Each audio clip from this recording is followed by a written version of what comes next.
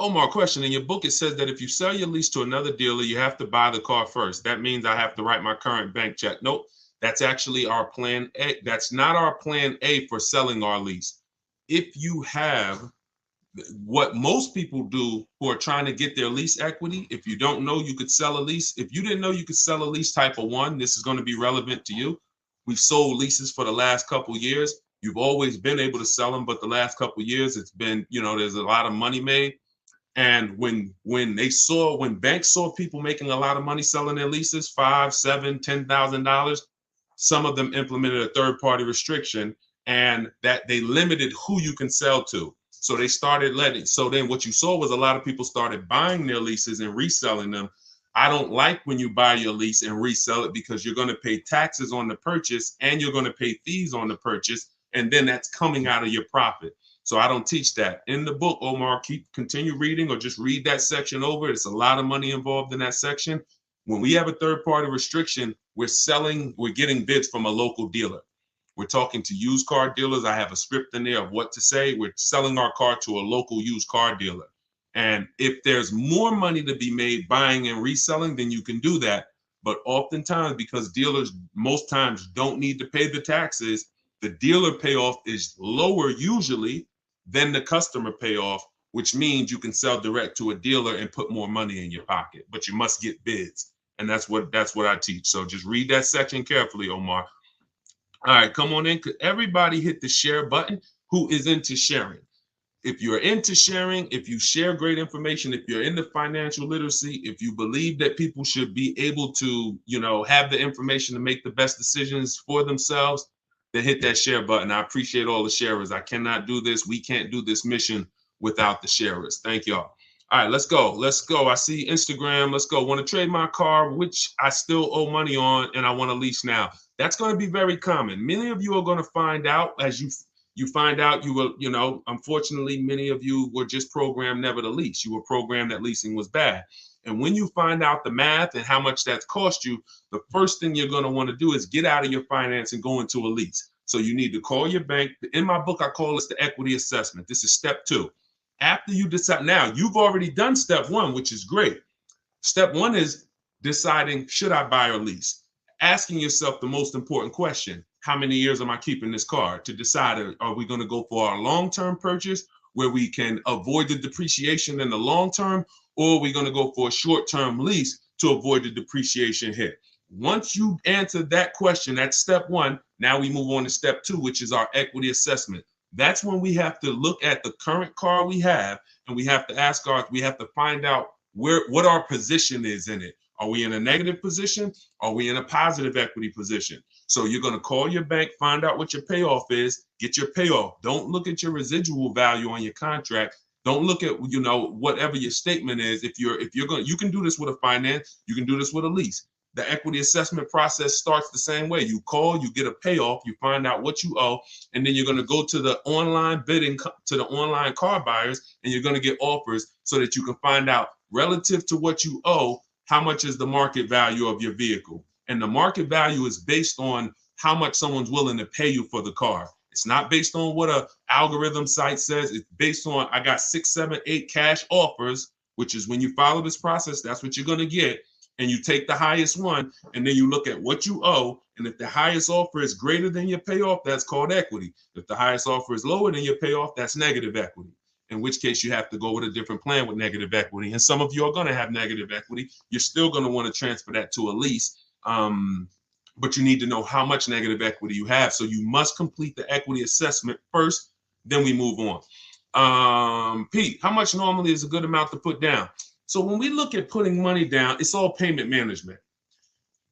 If I'm financing a car and my goal is to pay off the car as quick as possible because I'm keeping it for, 8, 10, 12, 15 years, then I'm going to put as much money as I can down.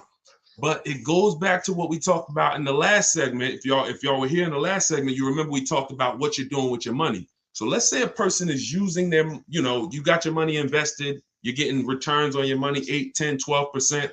Then if you have a low interest rate, you might want to ride that out.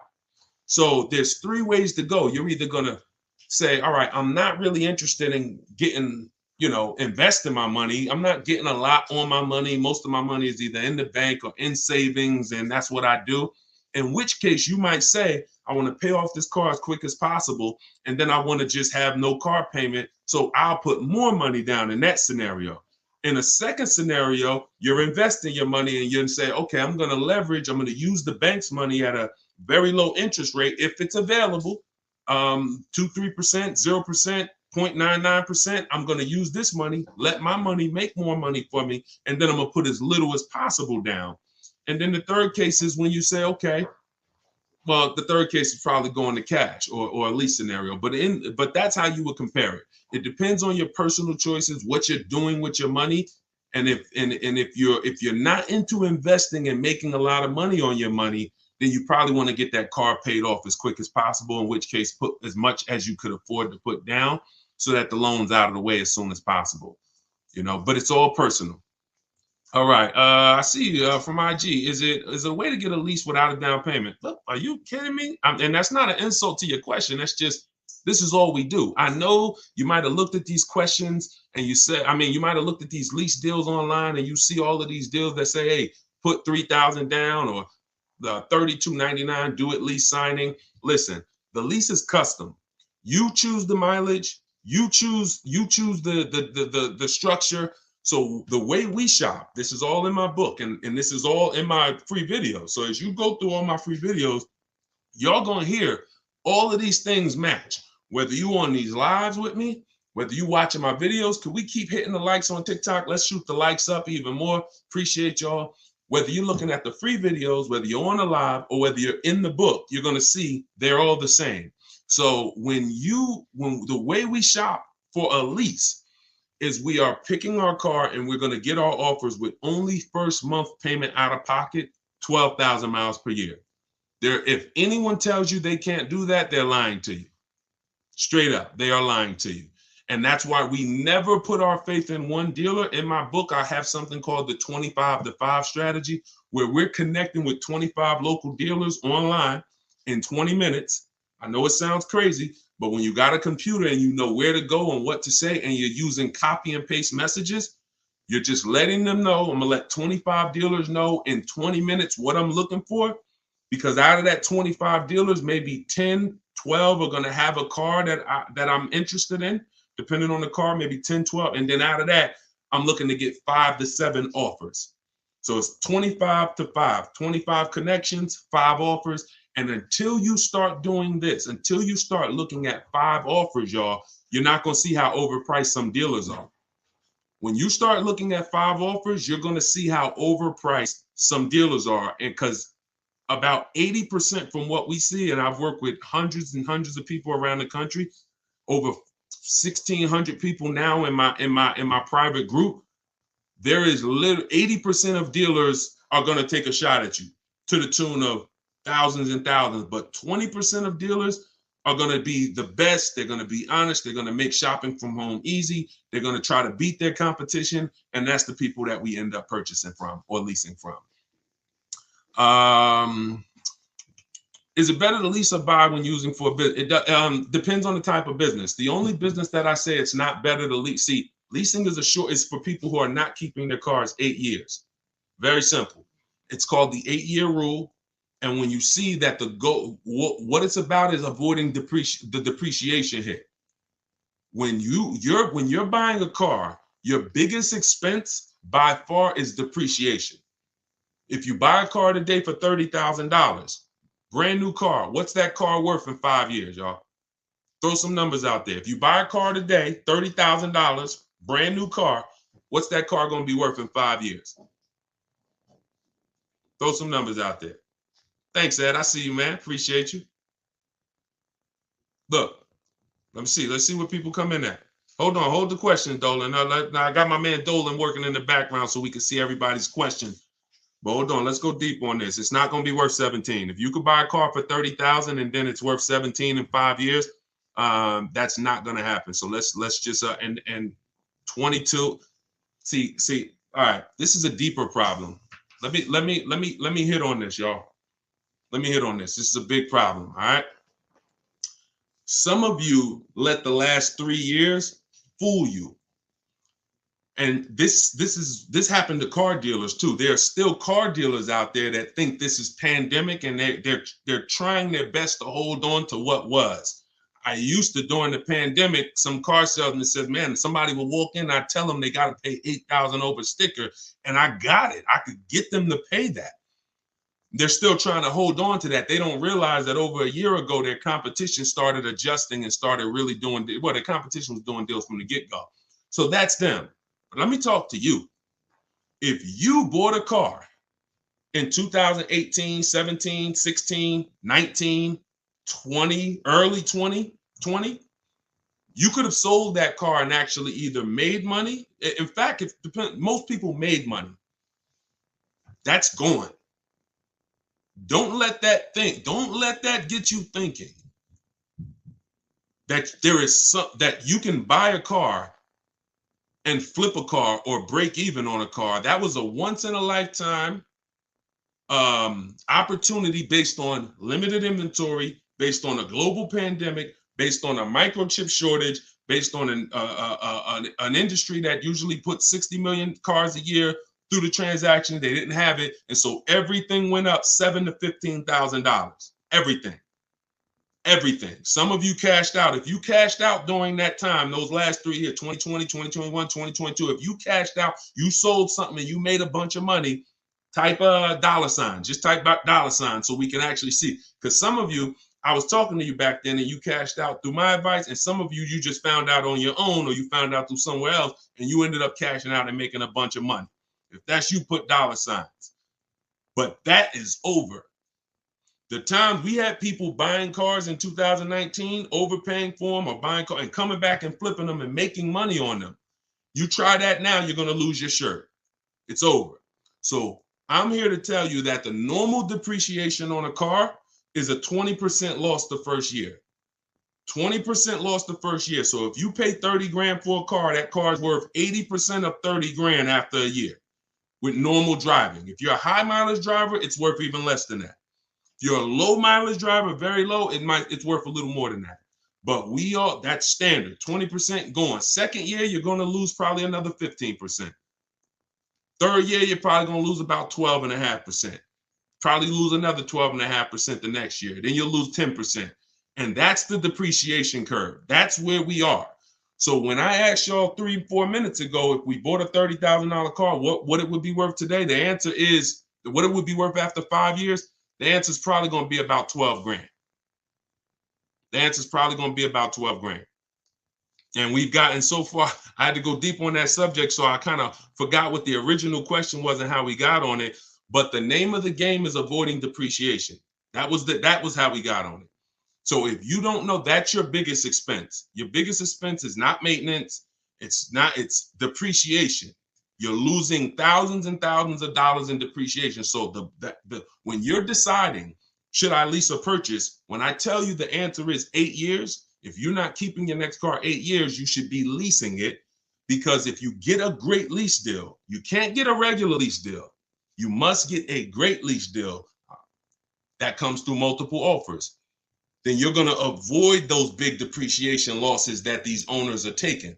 Now, at the same time, if you're buying your car to keep 8 years, you should be purchasing it, because once that depreciation levels out, remember what I said, you lose this percent the first year, this percent the second year, but every year later, it starts to get smaller and smaller. Eventually, you're only losing like 5% on the car, and that's the time where you want to keep it. That's when you won. That's the reward. That's where you're like, okay, now I'm winning based on my purchase. Okay, so whenever you're looking at leasing versus purchase, it's a long term. You got to look down the road, and you must ask yourself, how long am I going to keep this car? All right, let's go. Dolan, next question. Dolan pulling questions in from every platform. Should lease rates increase depending on yearly mileage allotment? So we always shop with 12,000 miles per year. Find your best deal. Shop multiple offers. The way I just laid out in the beginning of the show, I gave you the structure on how we shop offers. If you missed it, watch the replay. Once you get multiple offers, you get 5 to 7 offers. Pick your best one, and then you adjust the mileage. Because you want to adjust your mileage once you know you're dealing with an honest dealer. Once you know a dealer has won the bid, they're not going to try to put extra. Like if the mileage to go from 12,000 to 15 is $25 a month more. You know, an honest dealer will mark it up $25. You start, you don't have an honest dealer, they'll mark it up $35. They'll mark it up $32. Everything will have a little cushion in there and you don't want that, because cushion is built-in profit that, you know, they're not going to disclose. So once you do that, yeah, you pay for additional mileage, but you don't adjust your mileage until you actually find your deal. And yeah, you pay for mileage because you pay for usage. But then again, when you have a great lease, like I'm gonna show y'all a couple great leases throughout the show, people who are getting, I mean, ridiculous deals right now, and y'all see to add a little more mileage to these leases the payment is still pennies. It's ridiculous. Go ahead, Dolan.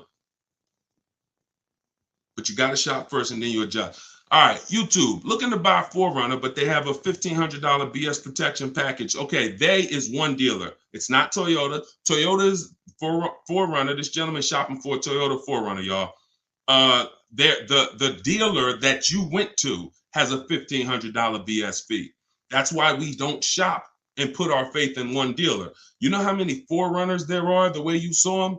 I don't care what car you're looking at. You could be looking at the most rare G-Wagon. There's at least a couple more in the country. So when it comes to something like a 4Runner, there's thousands of them. No matter what color, you might say, yeah, but I like this color. There's thousands of them, thousands. That's a mass-produced vehicle. So you have to have that in your mind. If you start looking at it like, oh, it's only one of these, oh, they got you, because they're going to make you think that's the only one, and you're not going to see that there's other ones that not only may they not have the BS fees, they actually may be lower priced. And that's what you need to be seeing. We go about 100 miles out when we start our used car sales. In my book, in day 5, I have something called the multiple marketplace strategy. I laid out the 25 to 5 strategy. That's how you shop for new cars and leases. That's a different strategy. When we're shopping for pre-owned cars, we're using the multiple marketplace strategy. Can y'all keep shooting? Can y'all keep tapping the screen? Everybody on TikTok, we got a couple hundred people. This is crazy. Could y'all just keep tapping the screen, shoot the likes up? Let's keep grabbing attention over here on TikTok. Appreciate all of y'all.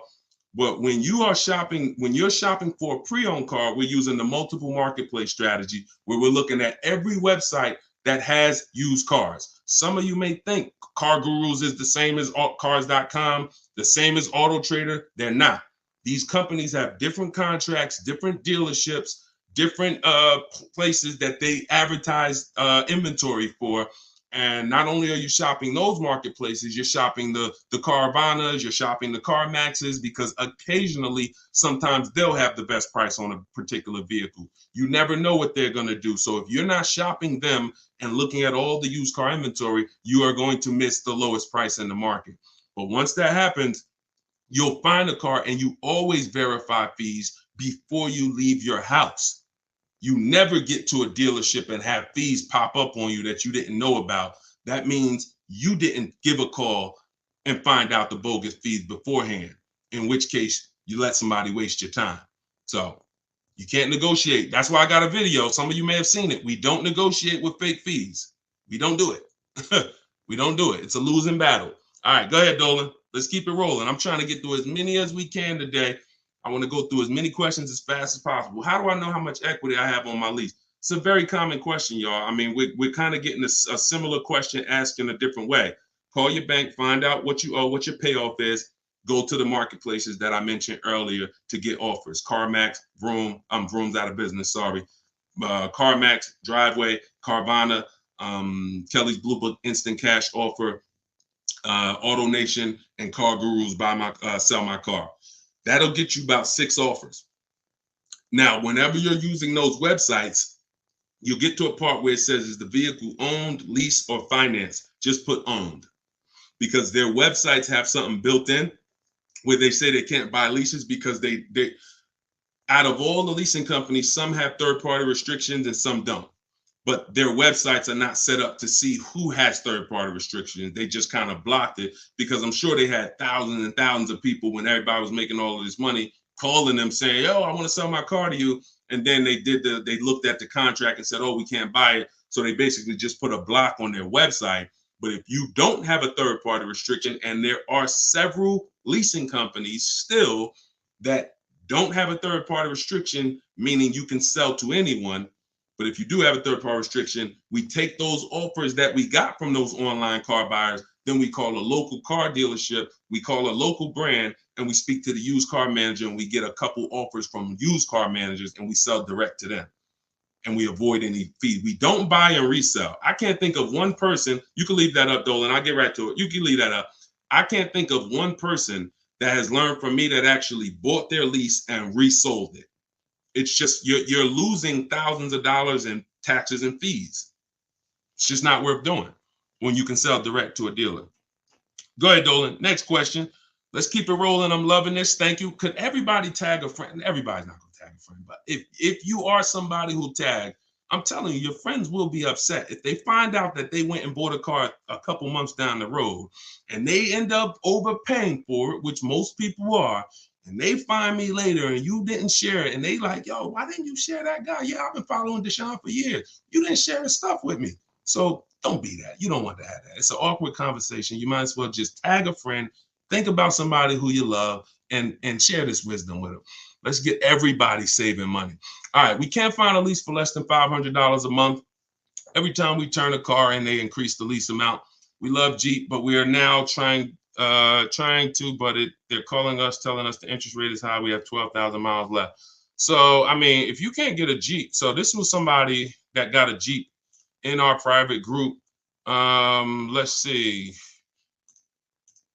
Hold on. Let me go to my let's see, who got a Jeep? I gotta label these different. No, I gotta label these different. Ooh. Jeeps have incredible deals if you know how to shop. Anybody who's interested in leasing a Jeep Grand Cherokee, which kind of Jeep is it, Liz? If it's a Jeep Grand Cherokee, let me see if I can find this. See if I can find this person, because I know that deal was ridiculous. Hold on. I just want to tell you how the difference in shopping and getting multiple offers, because if you already have them calling you and telling you that every time you see, I know that scenario where she just said every time we release from them, the price goes up. That means she's buying and leasing from the same dealer. So in most cases, when you're leasing from the same dealer, every single time you get a deal from them, they're going to bump the payment up a little bit. Very rarely is it going to go down, because they've conditioned you for it to go up a little bit every single time. Now, in the case of the pandemic, they had people jumping up $150 a month.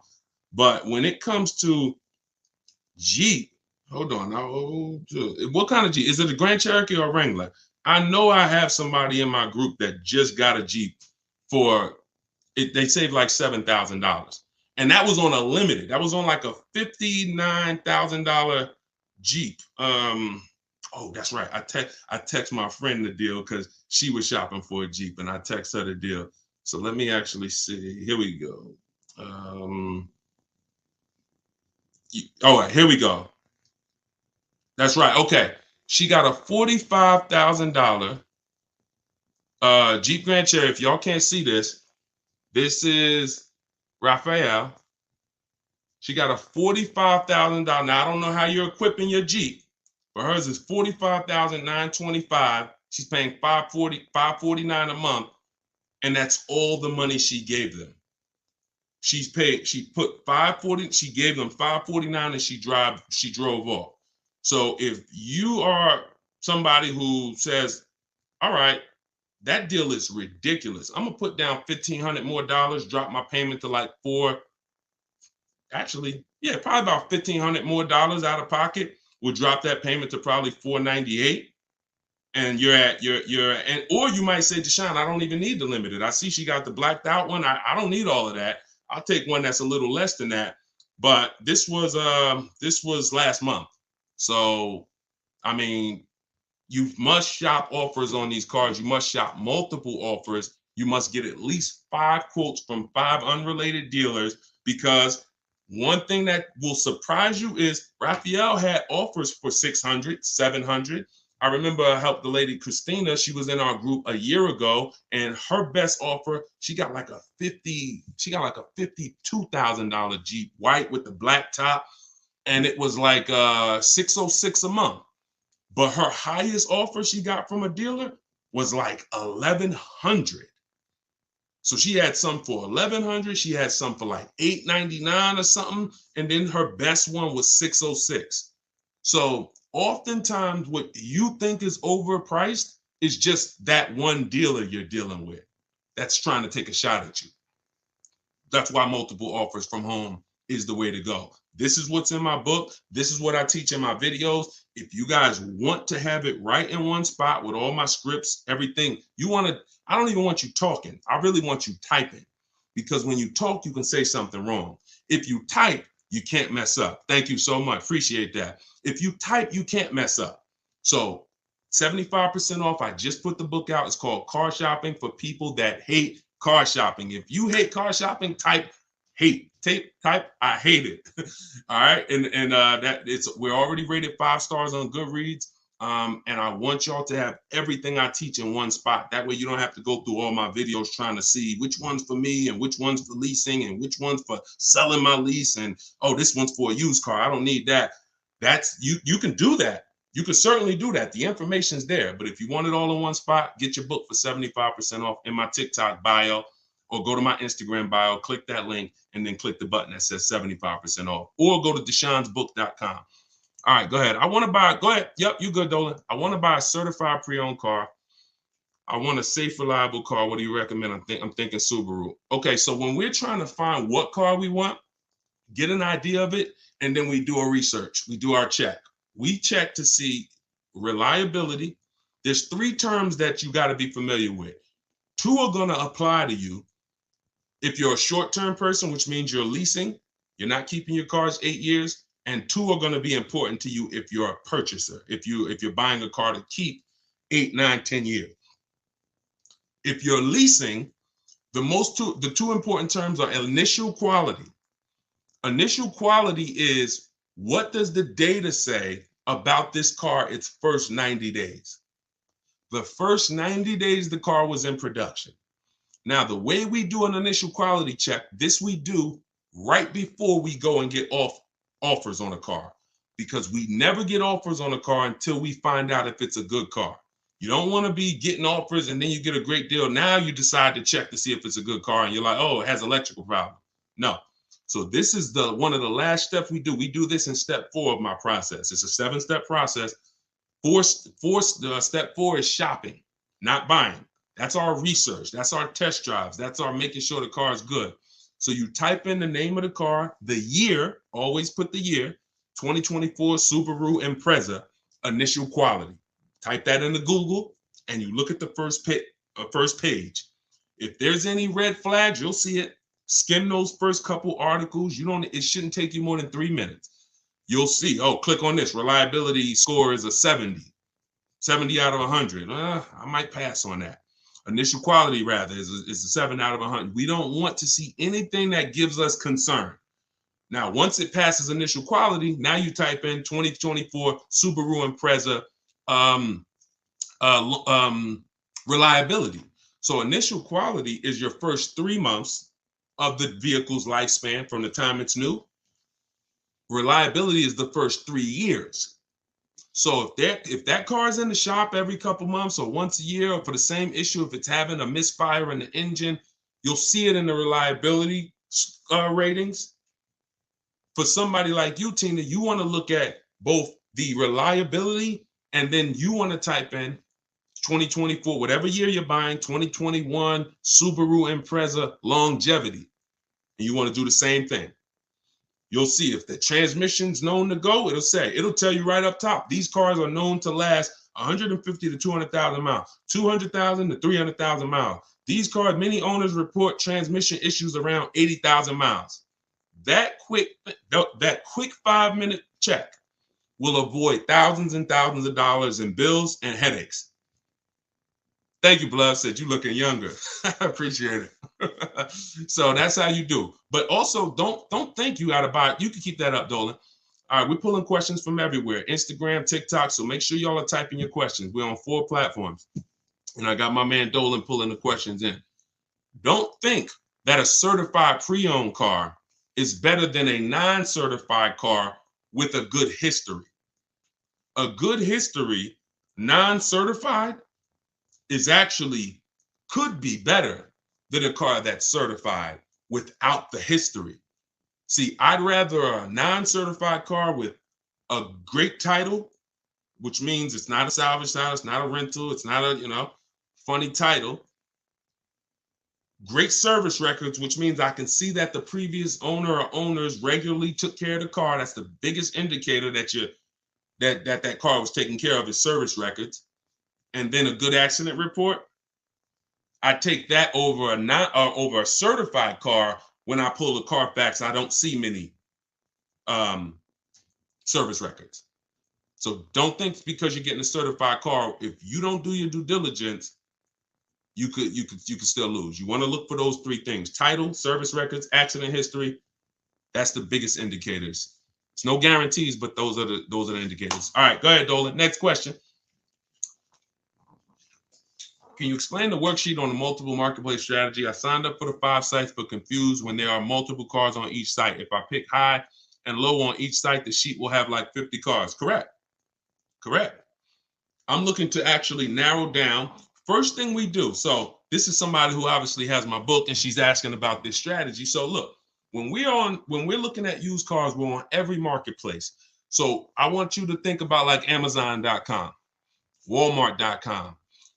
Let's replace the car with a TV. It's no way, if you're looking for a TV and you're trying to get your best deal and pay the lowest price, you're not going to check all the online websites. Now, some people might check only Amazon. Though that's not as good as checking Amazon and checking Walmart.com and checking BestBuy.com. See, I know Best Buy is overpriced most of the time. You get what I'm saying? But that's how I feel about CarMax. But I still got to check them because they're overpriced most of the time, not all the time. And every now and then you see the one that was surprising, they'll have the best offer right there. So that's why I'm always going to check all the marketplaces: CarMax, Driveway, and then we're going to open up your Auto Trader, Cars.com, Car Gurus, at Carfax.com. There's 8 used car marketplaces. So we open them up, and now we put in our criteria. What are we looking for? Now, we don't look to buy. I don't want you buying the first day when you open those marketplaces. Here's the goal when we open the marketplaces.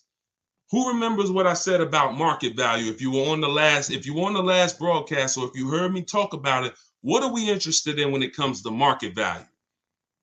Who remembers? And let me see, we might have a whole fresh crowd on here. We got a couple hundred people. We got like 400 people on here between all the platforms. So I don't want to assume, but let's see if anybody has heard from any of my other broadcasts. When it comes to market value, what are we interested in? All right, we might have a whole fresh crowd. Below market value, y'all. So how do we buy below market value? First thing we need to do is see what is market value. Yep, I see you, Ronald. The first thing we need to do is see what is market value. So your goal when you open up those marketplaces, and this is what I teach you in my book. First things first, we sort all our prices high to low. We create accounts because we want to be alerted of any new inventory. Because once I know what the market value is, I know where the low side of the market is. So you might look and say, we sort all the prices, low to high, low to high, low to high. Now I can see all the low prices are around 22, 23, 20, 22, 23, 24, but then it goes up to 25, 26, 27. That's market value, that middle. And then you got the overmarket, it's always going to be cars that are priced higher, above market value. Now, when we look at the low side, here's what we're able to say. Here's what you have to know. Be prepared for it. The low side of the market is where all the crap is. So you're going to see bad titles. You're going to see accidents. You're going to see frame damage. That's fine because you're looking through all of that and then you're going to find that diamond, and you know what the low side of the market is. Here's what's also very important. You might see a car, you might say, I want a black car or a white or silver. You see a car that has all the boxes I talked about, which we checked, title great, service records great, accidents great. It's the wrong color though. Dang, I don't want blue. That's an indicator. I don't care if it's blue. I'm not going to buy it because it's not my color, but it's showing me where the low side of the market is. That's a deal. If somebody wanted a navy blue car, that's a daggone below market deal. So we have to find out what the market is.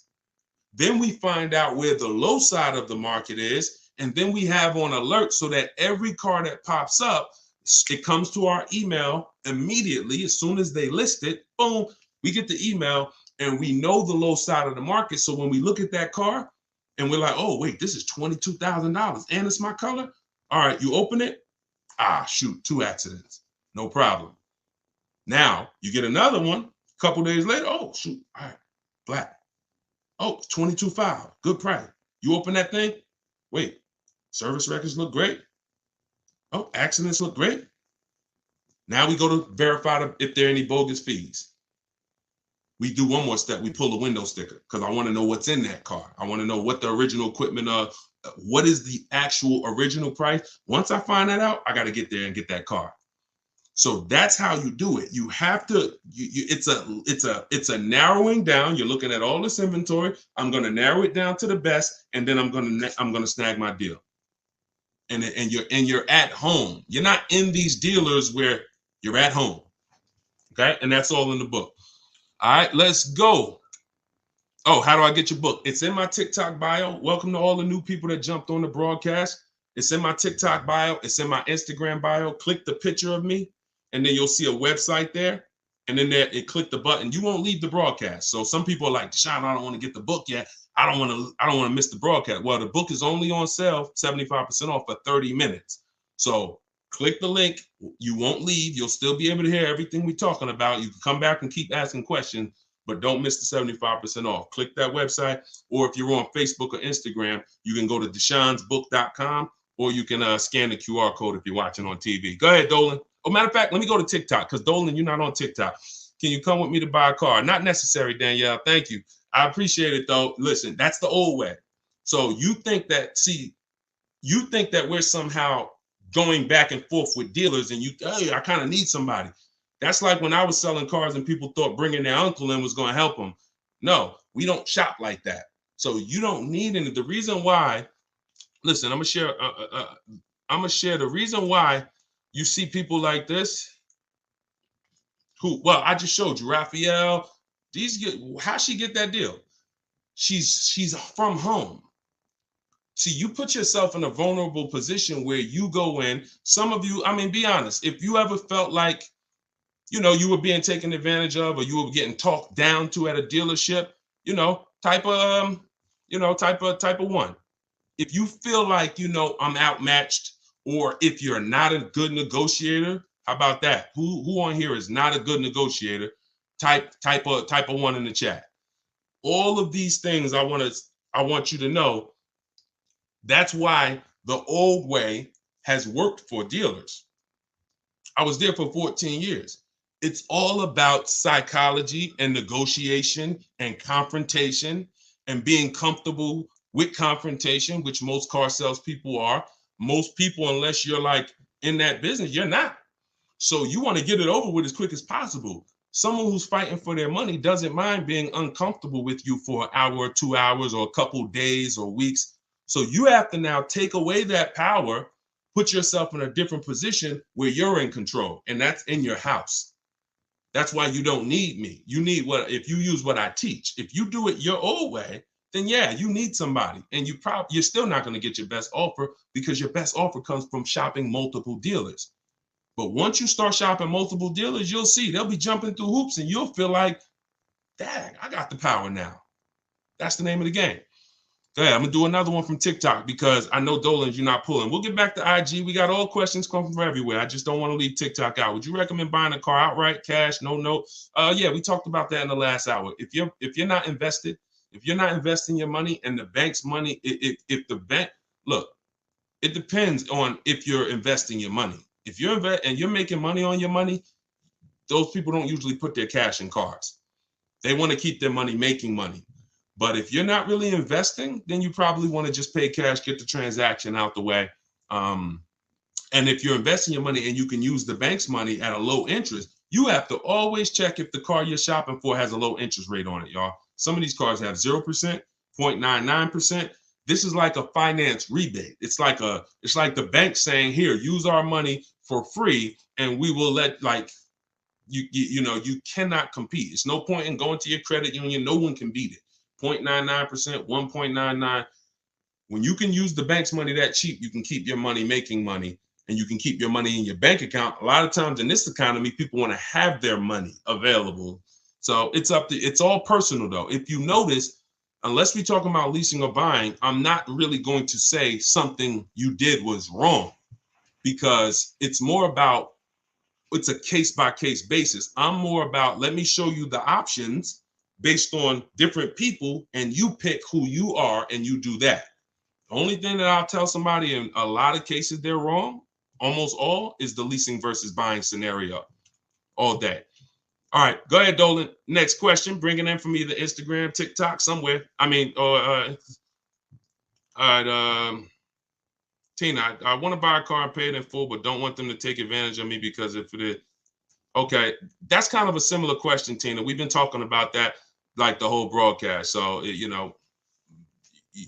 like that's how to shop is kind of what we're talking about. So let's go to the next one and just, stay on the broadcast. The continual theme is nobody on here who's using what they learn from me, what they're learning in this live, what I have on my videos, what's in my book. No one should be worried about being taken advantage of because you're not shopping the old way anymore.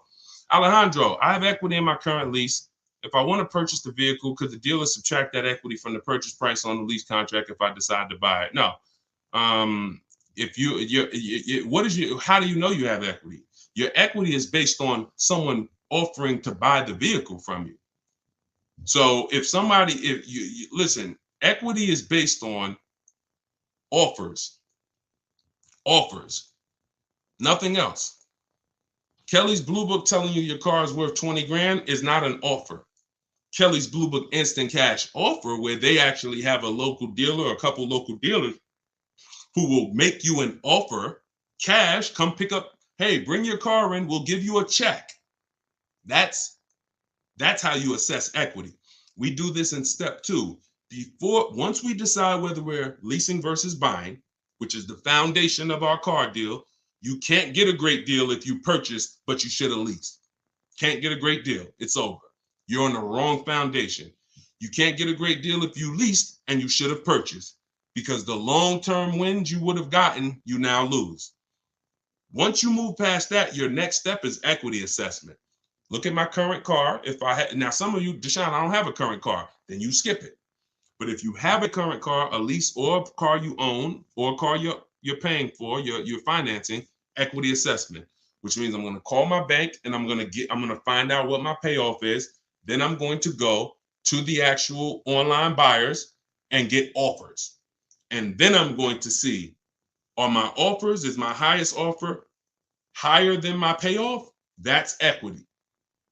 But there's no other way. So if you were to purchase that vehicle, no one can take your equity, because this is what my car would have sold for, but I'm going to buy it for the price they say I could buy it for. So if that's $4,000 less, great. But also be aware, not everyone is willing to pay you that. That was just one buyer who beat everybody else. So that's why I'm not into buying leases, because I'm not into buying your car, because all you're doing when you're buying your lease is buying a used car. That's it. That's all you're doing. All right. Hold on. I'm 20,000 miles over on my lease. Should I get a new lease or purchase my current vehicle? All right. This is very important, y'all. Watch this. I'm about to save. Look, y'all know I get excited about saving you money. If you listen, you're going to be writing me and telling me for years about all the money that you save. This is a big warning. When it comes to purchasing leases that are over mileage.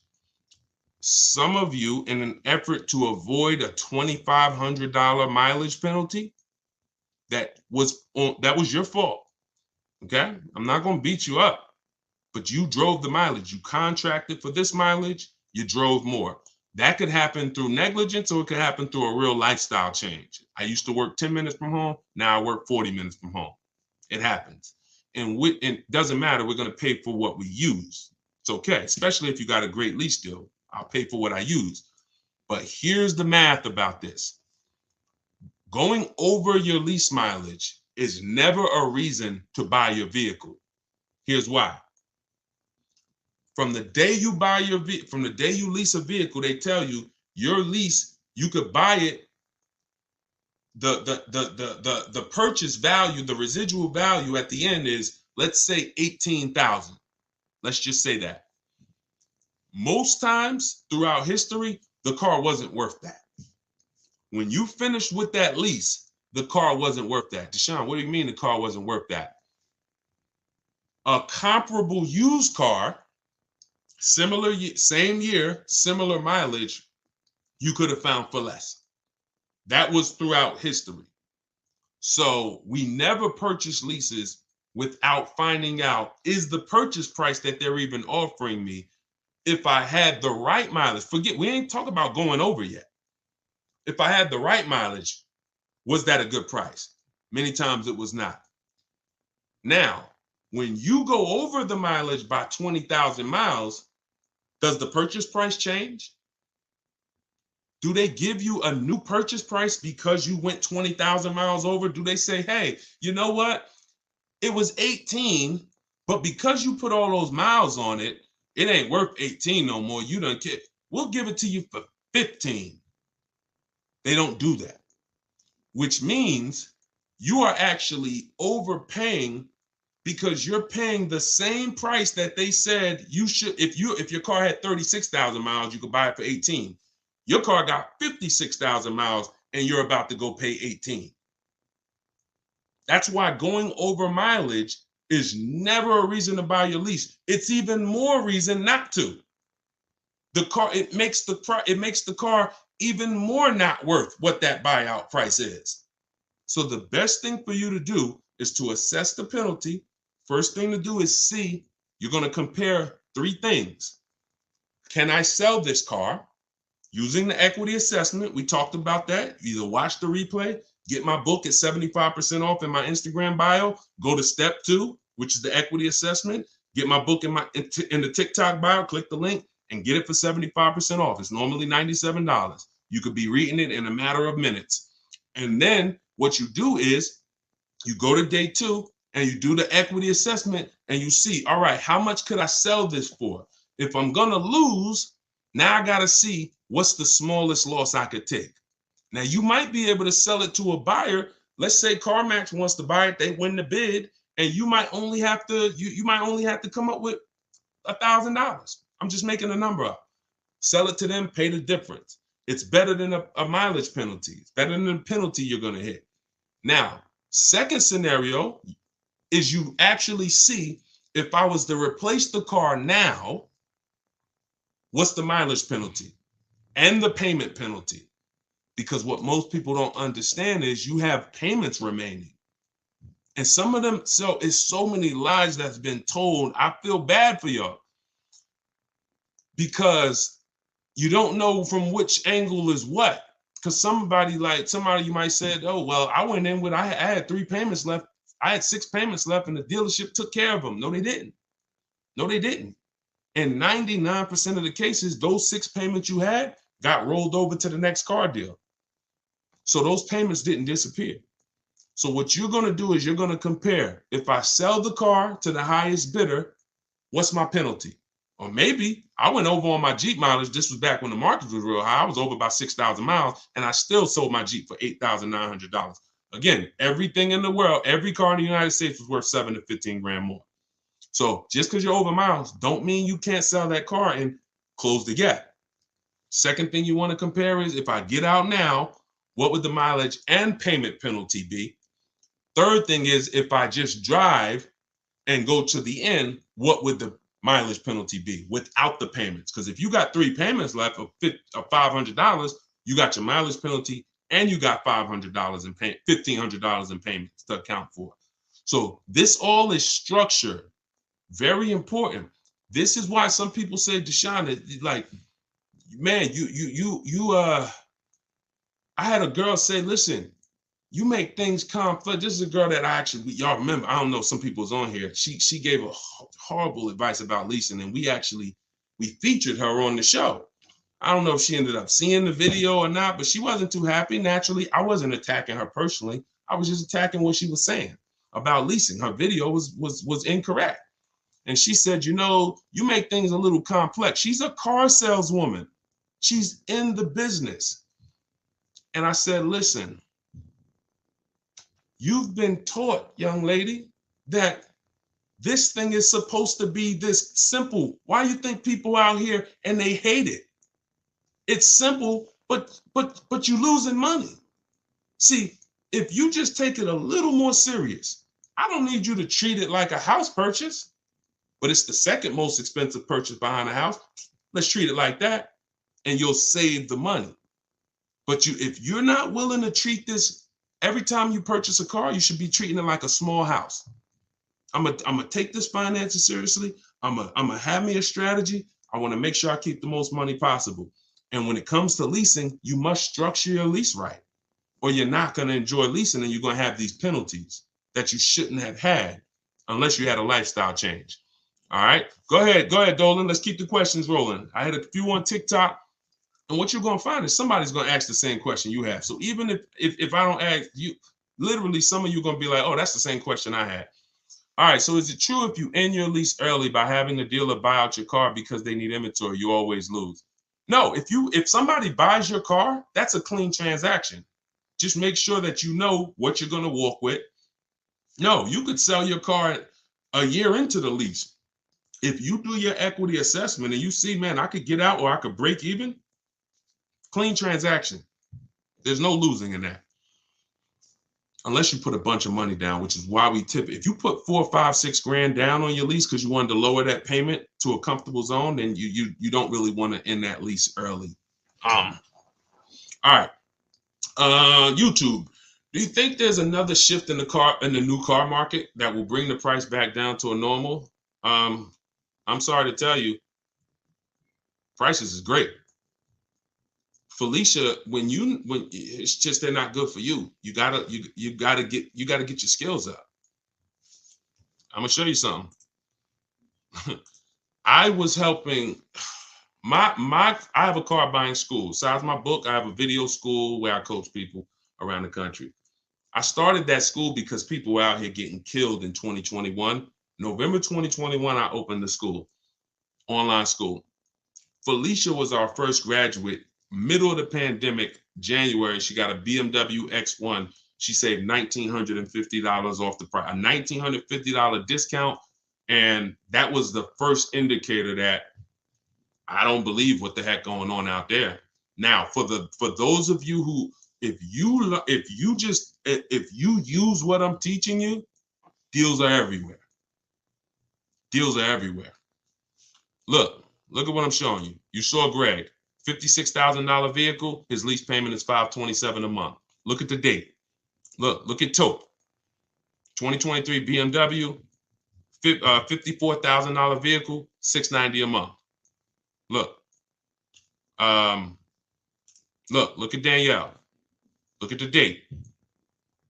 Look, $44,000 Audi, $550 a month. I hadn't seen. Look, $2,086 discount on a Toyota Camry. We've been making deals. If anybody's out, look, if you're gonna be in my world, and I do want you in my world, don't believe what people. There's two things you don't believe. Don't believe what one dealer says, and don't believe what anyone says about deals. Because they'll tell you in a minute, oh, it's so hard out there. Now, you don't realize, here's a bad thing about that. You don't realize when you go into dealers shopping that way with that energy, they hear all of that. Hey, man, man, everything's so overpriced. they're going to use that against you. Yeah, man, I just came from a dealer, man. You know, I got a quote on that car, man. It was too expensive. Well, how much did they quote you? Man, they said it was like $700 a month. Oh, really? Now I might know you. Now the best deal on that car might be $5, but you might have walked into a dealer who like, man, what if I could say you a little more than that? See, the words you're saying, you don't realize how they're hurting you. That's why you use my stuff. You don't even talk. You don't talk to salespeople.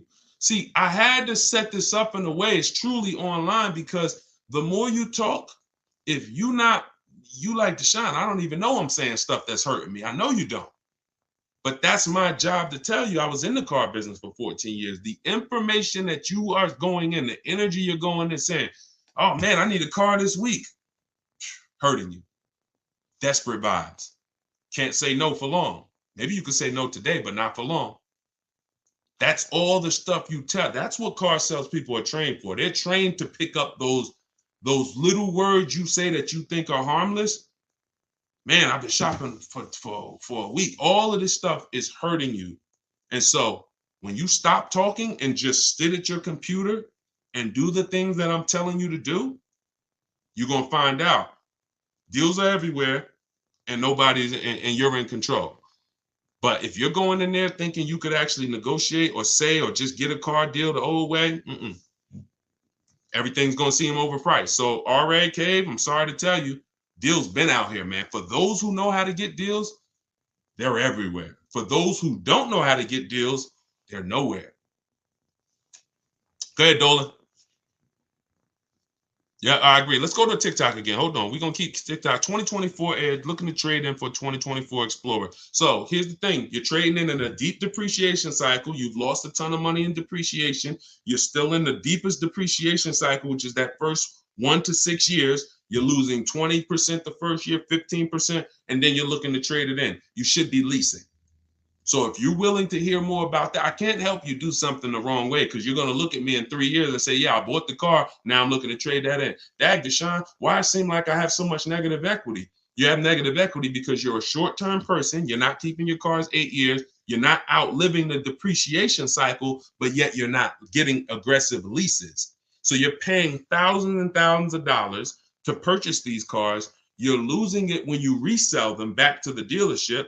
And then you're doing it all over again, over and over again. Meanwhile, somebody who's leasing these same vehicles, a Ford Edge, they were probably paying $400 a month, no money down. You've paid thousands and thousands and thousands of dollars into that Ford Edge. Now you're looking to try to get that back and do it again with a Ford Explorer. Person, you should be leasing these cars. If you're not buying your cars to pay them off and outlive that depreciation, which is going to be heavy the first 6-7 years, I have something in my book and everything in my videos. I call it the 8-year rule. If you're not buying a car to get to that stage, that level of ownership, you should not be shopping for purchases. You should be shopping for aggressive leases. And then you're going to see, wow, now that my deal is on the right foundation, I'm actually saving thousands and thousands. You'll be able to see it. I don't think there's anything more liberating than a person who's been purchasing for years, putting all this money into these cars, who turns around and starts leasing. Like, you're going to see all that money you were putting in the cars in your bank account now, and you're going to be amazed. When should I look for a vehicle? Before leaving a job or after starting a new one? If it's the same, yeah, probably before leaving a job if you're going to look to get a loan for it. Go ahead, Dolan. Shoot the next question in. TikTok, Instagram. Instagram, Facebook, YouTube. Send it in. All right, Facebook. My lease is due in December. I don't understand how to sell the lease. Just watch that part over, Peggy. I don't want to continue because there's people who've been on here. I don't want to listen. I know that there's only about 25 questions, 30 questions total that all of you could have. That's why you could sit on the broadcast and you could benefit, because someone else is going to ask the same question you have. But what I can't do is answer the same questions over and over again, because now I'm just doing a disservice to the people who've been on. So what I would tell you is watch wherever platform you're on. As soon as we end the show, we post the replay. So watch the replay and get the actual and get that part of the strategy, because I want to make sure the show's quality. I don't want people listening saying, Dad, he answered that question 3 times. Okay. Go ahead, Dolan. Shoot the next one in. Looking at buying a new car that just got redesigned. Okay. Should I wait to see how the new model rates before buying? Definitely. Oh, that's a great question. Who's heard that you should not buy a car the first year it comes out? If you've heard that you should not buy a car the first year it comes out, type of me in the comments. Y'all killing the likes on TikTok. Thank you so much. Y'all just keep tapping the screen as you come in. If you got time, every couple minutes, just throw some taps in there. Keep shooting those likes up. I appreciate everybody who's doing that, and I appreciate all the sharers. All right, so you see, got a bunch of people from every platform who's heard. Look, he's speaking facts. Make sure y'all lock in and invest in his resources. I appreciate you. Thank you, Linda. So now, a car being redesigned, thank you, LA. A car being redesigned is not the same as new engine, new transmission, new steering system. Redesign could be the same components, in which case, Janine, I'm not worried about a car that's been redesigned that has the same components. But if it has new technology, new things they're experimenting with, certainly you might want to give it a year before you actually you don't want to be the guinea pig. You don't want to be the guinea pig because you're rolling the dice. Could be great, could be horrible. Okay, great question. Go ahead. Next question, Dolan. Welcome to all the new people. If y'all don't know, this is Car Shopping Secrets. This is what I'm thinking about calling this show, because it's really, the things I teach aren't secrets, but they're not well known. And I would say I probably only know half of them because of being inside the car business. So I guess those would be secrets. And then the other half are just really learning finance and learning numbers and learning, the numbers. So those are not necessarily secrets. But yeah, I'm doing this live show, and I will always, for the time period, we're promoting my new book. So my new book is a digital book. It's called Car Shopping for People That Hate Car Shopping. So if you're like, Deshone, that's me, then this book is for you. 7 steps. It's called 7 Steps to Saving Time, Money, and Avoiding Dealerships. It's a digital book because I'm going to update it every time I need to. For instance, y'all used to hear, some of you may know in my videos, one of the people who used to bid on our cars was Vroom. One of the people who used to be a marketplace we would shop with is Vroom. Vroom went out of business a few months ago. I had to have with a digital book. All I did, we went in, me and my team, we snatched Vroom out, boom. Everybody who had the book didn't have to go there and say, "Dag, Deshone, you sending us the Vroom," and they're out of business. We updated it, the file got updated, and we're able to keep it fresh. That's why the digital book is the way to go. So, but I'm doing 75% off as part of our official launch. And so it's normally $97. You can go to my TikTok bio and click that website. You won't leave the broadcast. You won't leave the show. Same thing on Instagram. My Instagram bio, you won't leave the show. Get your book. If you're on Facebook or YouTube, you can go to deshonesbook.com, or you can scan the QR code and get your 75% off. But you'll see there's a timer. Once that 30 minutes is over, book goes back to $97. Go ahead, Dolan. Shoot the next one in. All right. This is IG, Instagram. Should you buy extended coverage on a used car? Great question. So if the car has, listen, Diva asks, should you purchase an extended warranty when you buy a used car? Now this goes for a new car too. Even though you have a warranty when you buy a new car, some people like to extend it if they're going to keep it. If you're going to keep it not 7. If you're going to keep it 8 to 10 years, some people tend to buy a warranty even longer than the factory. It depends on how expensive the car is to maintain. When something breaks. When something breaks, how expensive is it to fix? And how likely is it that something is going to break? So if you use that test I told you all about earlier in the show, where we go to Google and we do our quality check on the car, one of the steps we do to make sure to decide if we're going to get an extended warranty is we type in the year, the make, the model, repair cost. That's also in the book. We do this in day 6 because this is in the paperwork and protection step. If you see that your vehicle is high on the expense list in terms of when something goes wrong, it's expensive to fix, then the warranty is usually a great investment. But you want to get it from a dealership. Call a couple, get a price from the one that you're shopping with, get a price from a couple local dealers just to make sure that they're not overcharging you for it.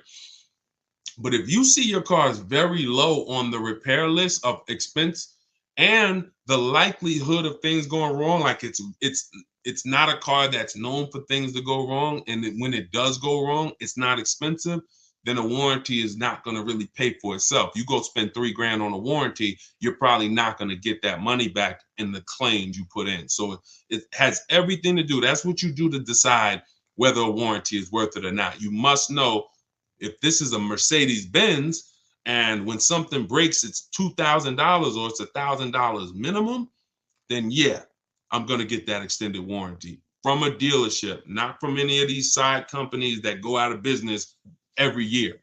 All right, go ahead, Dolan, shoot the next one in. All right, keep typing your questions, y'all. We on here for a couple more minutes. All right, yeah, I'm loving this. And listen, and we want to keep the show fast paced. Our goal is to make sure that every time we do a show, now y'all gonna see it's certain things that I want to go deep with on it. I'm gonna do something soon called where I show y'all like this it's a couple subjects that y'all see when we do a show. You're gonna be like, oh great, this ain't the time for questions. This is the time for me to just sit here and look at this. And I'll be asking y'all questions because y'all gonna be participating. But if we're doing straight up Q&A like this, we want to get through as many as possible. Go ahead, Dolan, shoot it up. Deshone, can you just go with me? All right, Dolan, you playing. Why you put that question up? Go ahead, next question, Dolan. Crystal, you didn't see somebody ask that same question. And what I said was, when you learn to shop from home, you don't need anyone with you. That's like saying, Deshone, can you come to my house and teach me to shop from home? We shop from home. And we don't spend more than 30 minutes in a car dealership. This stuff sounds, if you just jumped on the broadcast and you don't know me, you haven't used my stuff before, it sounds crazy. Deshone, how are you getting your best offer? But we have thousands of people doing it. They're using my system for shopping on home. The things I'm talking about in this live, the things I talk about in my social media videos, they took it and they're using it. The things that's in my book, they're using it. They're not deviating from it because it's an oil and water. My system and the way I'm teaching y'all to shop is nothing like the old way you've been shopping. It is oil and water. You can't mix them. You're either going to do it my way and try it and then say, Deshone, I love your way. I'm never doing it any other way. Or you're going to do it that old way and try to mix little things from my system, which is still the old way. So when I say follow it to the T, you're going to win following it to the T. And in which case you don't need anyone with you because you're at home and you're making your deals before you ever leave your house, whether you're leasing, purchasing, getting a new car, used car, that deal is made before you ever leave. If you're going to see a used car, you're not going there hoping to get money off. Now we do ask for a couple hundred off when we're there, but we don't leave our house unless we know it's already the lowest deal in the market. So even if they say no after I test drive that used car, he might say, listen, I'm gonna be honest with you. And when you got the lowest deal in the market, you got honest people. So you get out there and you're like, hey, listen, I love the car. I just test drove it. I'm ready to make a deal. Take off another $750. And again, you don't get obnoxious because when you know the market, see, when you don't know the market, you insult the lowest price people. And you don't know because you think there's always more. No, it doesn't matter if he's the lowest in the market. There's more. And listen, and you end up walking away from the best deal in the market. But when you know the market, like you're going to know using what we talked about, you get out there, you say, listen, it's another $750. I'll take it right now. Listen, I'm going to be honest with you. I got that car priced to sell.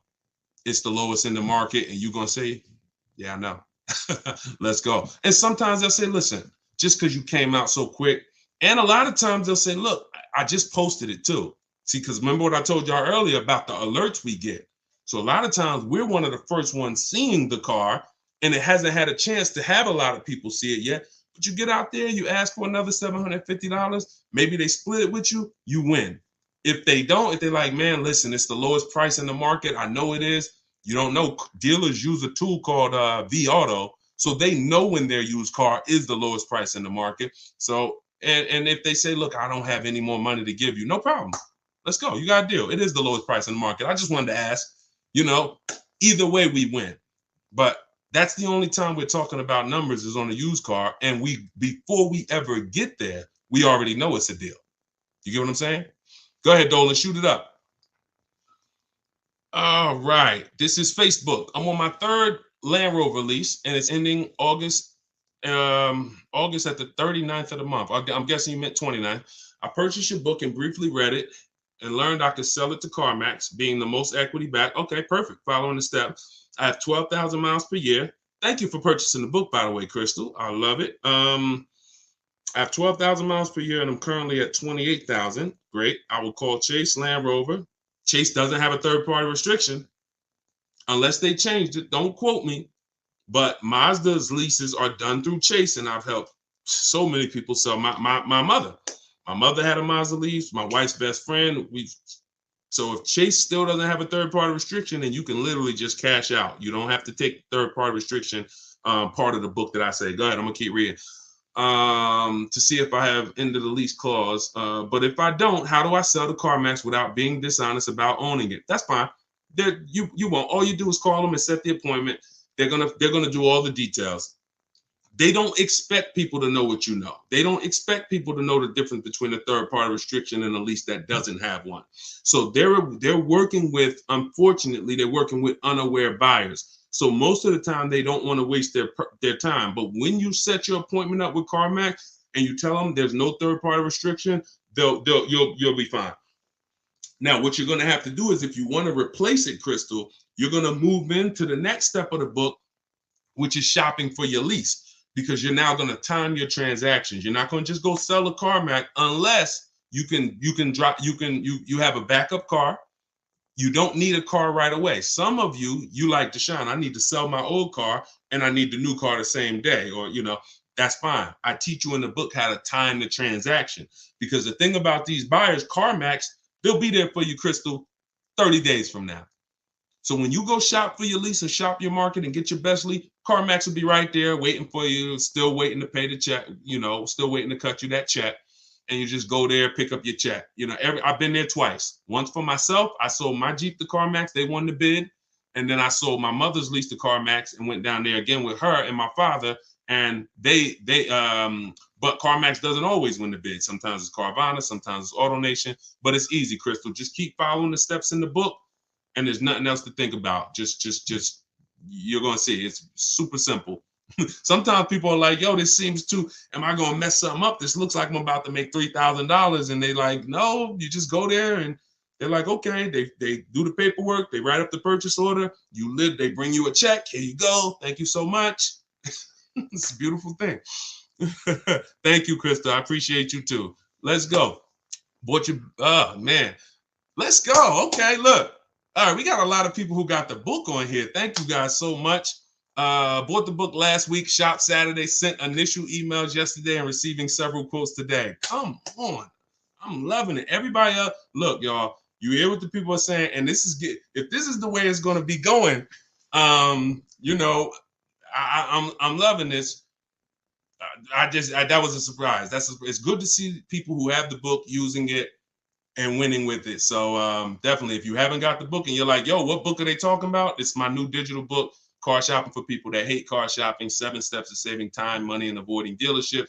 You can get it in my TikTok bio or my Instagram bio for 75% off for the next 30 minutes. Click the link, click that website, and then click the button that says my new book, 75% off. But you got to get there before the timer runs out, or once the timer runs out, it's $97, which is still great.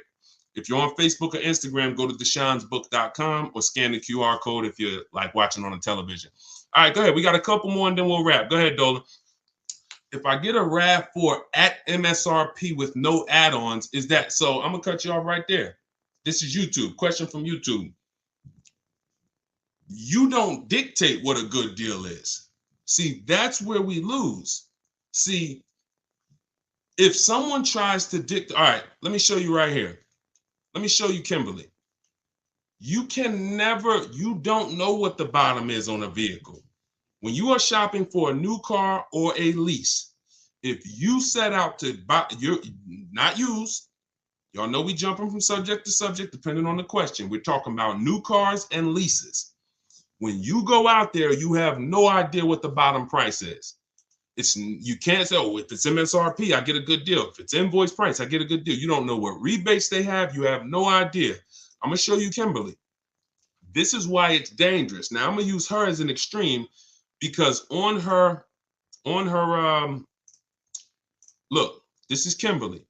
She's in my private group. She saved $20,000 off of her Maserati. $20,700 to be exact. As she was getting her offers, she had a couple dealers that wanted to take off $5,000. A couple dealers wanted to take off $7,000. Now she's probably getting excited. Oh, look, $7,000 off. Oh my God, this is amazing. Sitting at home, just watching these offers come through her computer. $12,000. Oh, this is it. Now, had she decided, you know what? $12,000, that got to be the best. She didn't I say, we had a big saying in my group. It's called trust the process. Trust the process means get 5 to 7 offers. 5 to 7 offers. She ends up getting an $86,961 Maserati for $66,000. Some of you, your best deal is going to be $7,000 off. Some of you, your best deal is going to be $3,000. Some of you, you might be shopping for vehicles that are so rare and exclusive. People are paying $100,000 over, like you're shopping for a Ferrari. Ferrari, where, you know, or a Lambo, they might have a car where they're charging $100,000 over asking price, and that people are paying it. Some people are paying it, and then you find a deal, and the lowest bidder is sticker price, which means no problem. How much better did you do than the people who overpaid? But until you get the offers, you don't know what the bottom of the market is. And I will never assume it. I've been doing this since 2006. Deals are going to be different. I will never assume. When I go in and you can't take one deal and bring it to the next. Yo, I saved 20 grand on the Maserati. So next time I buy a BMW, I'm looking to save 20 grand on that too. No. Each vehicle has its own lowest price in the market, and that's how you shop individually. Go ahead, shoot it up, Dolan. Next question. Wait, let me just leave that up. Let me just see if there's a second part of Ed's question. Can you throw that back up? I didn't know if it was a second part to his question. If not, that's okay. That was the biggest thing. Before you even go to the second part of the question, Ed, just make sure that you're not assuming what the bottom of the market is. You need to be getting at least 5 to 7 offers from independent dealers, and you're fine. Go ahead, Dolan. Next question. It's okay. All right. I'm loving this, man. This is wonderful. Facebook. This is from Facebook. I bought 20 plus vehicles in my lifetime. Okay. I did it your way the last time I bought, and I never left home until I went to pick up my truck. I finally did it right. Listen, Mike, you have no idea, because when you said I bought 20 plus vehicles, right? I was in my mind, I always say, listen, you're not an expert because you bought 30 cars. You're an expert when you have seen all these transactions, but you nailed it, man. You came in straight. Like, to say that I bought 20, listen to that, y'all. This is a person who has probably bought more vehicles than most people on this call. I'm sure he wasn't lazy with it. I'm sure he was going in doing his best, but he looks at the new way that we shop from home, not going to get to, you not leaving your house until you know I'm going to pick up my car. And he's like, I finally did it right. My man, congratulations. And look, now you tell everybody, tell your family. Now you could teach your kids, you could teach everybody in your house. This is how we car shop, y'all. So the beautiful thing is, when you got teenagers and you got young children, y'all, that never bought their car, if you teach them how this is how you buy your first car, they are never tainted with the bad advice and the old 20, 30, 40-year advice, the way people are shopping. So thank you, Mike. I appreciate it. That was a good one, Dolan. Go ahead, next one. Let's do a couple more, then we'll wrap. I'm having a good time. CEO, how do I purchase the book? It's in my TikTok bio. You won't leave the broadcast. It's a digital book, so it'll be in your inbox in literally seconds. Go to my TikTok bio, click the link, or go to my Instagram bio, click that website. You won't leave the and just click the button that says 75% off, new book, and get your book. You'll have it immediately. If you're on Facebook or if you're on YouTube, go to deshonsbook.com and or scan the QR code. This is another question from Facebook, and then we'll go back to TikTok. What do you think about the 24/10 rule in regards to your strategy? I don't. I think that's a rule about affordability, if I'm not mistaken.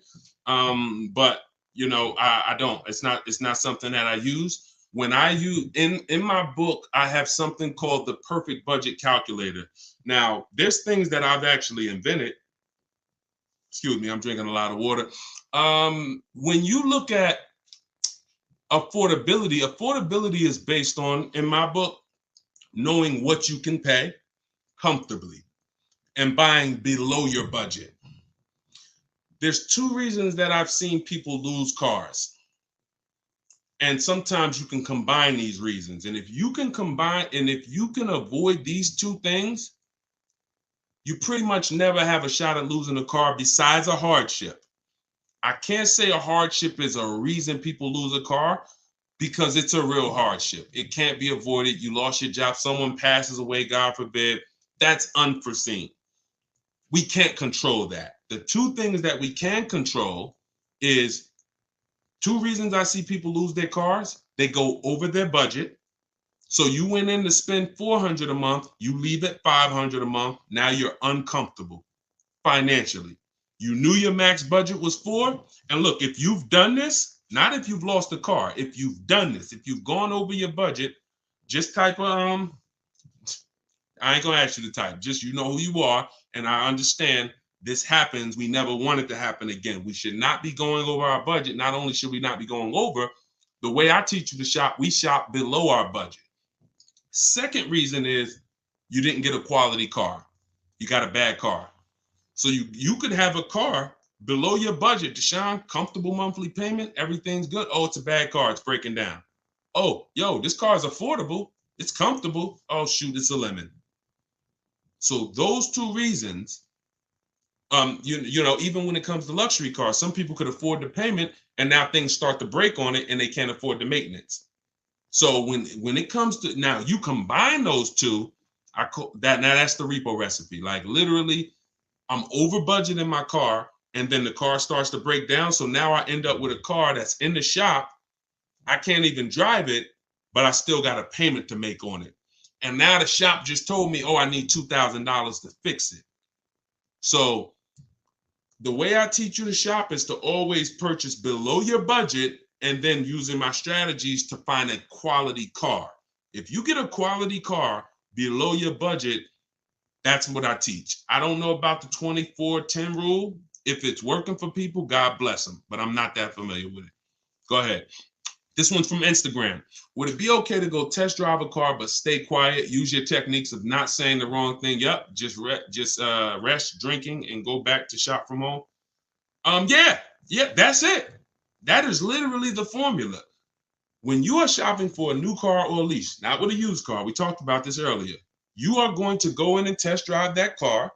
That's the last thing you're going to do before you actually end up getting offers on it. Because that in my book, that's in step 4, which is the shopping step. Shopping is deciding what you want, not buying it. When you're shopping, you're deciding what you want. So once you test drive a car with a lease, I always tell people have 3 vehicles that you like. Because the first vehicle you shop for, you might get all those offers and it has a bad lease program on it. So many of our people have gone to their second choice because they'd be like, Deshone, I wanted a Range Rover.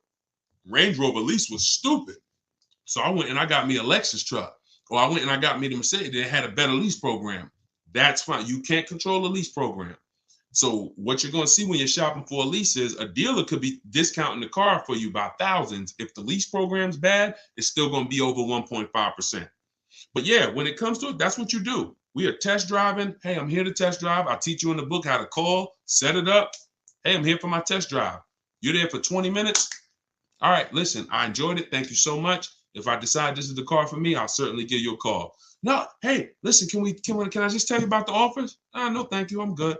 You have to be adamant on that. And you'll know now, if you sit down and you start talking numbers, you know, man, I ain't following the Deshone system. At least now you'll know. I don't want you to do it. I want you to be like, force yourself. Nah, man, listen.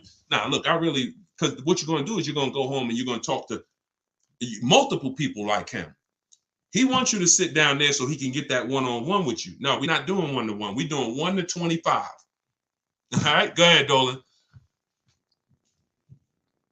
Test driving, not rest drinking. Oh, no problem. I figured that's what you meant. I knew you.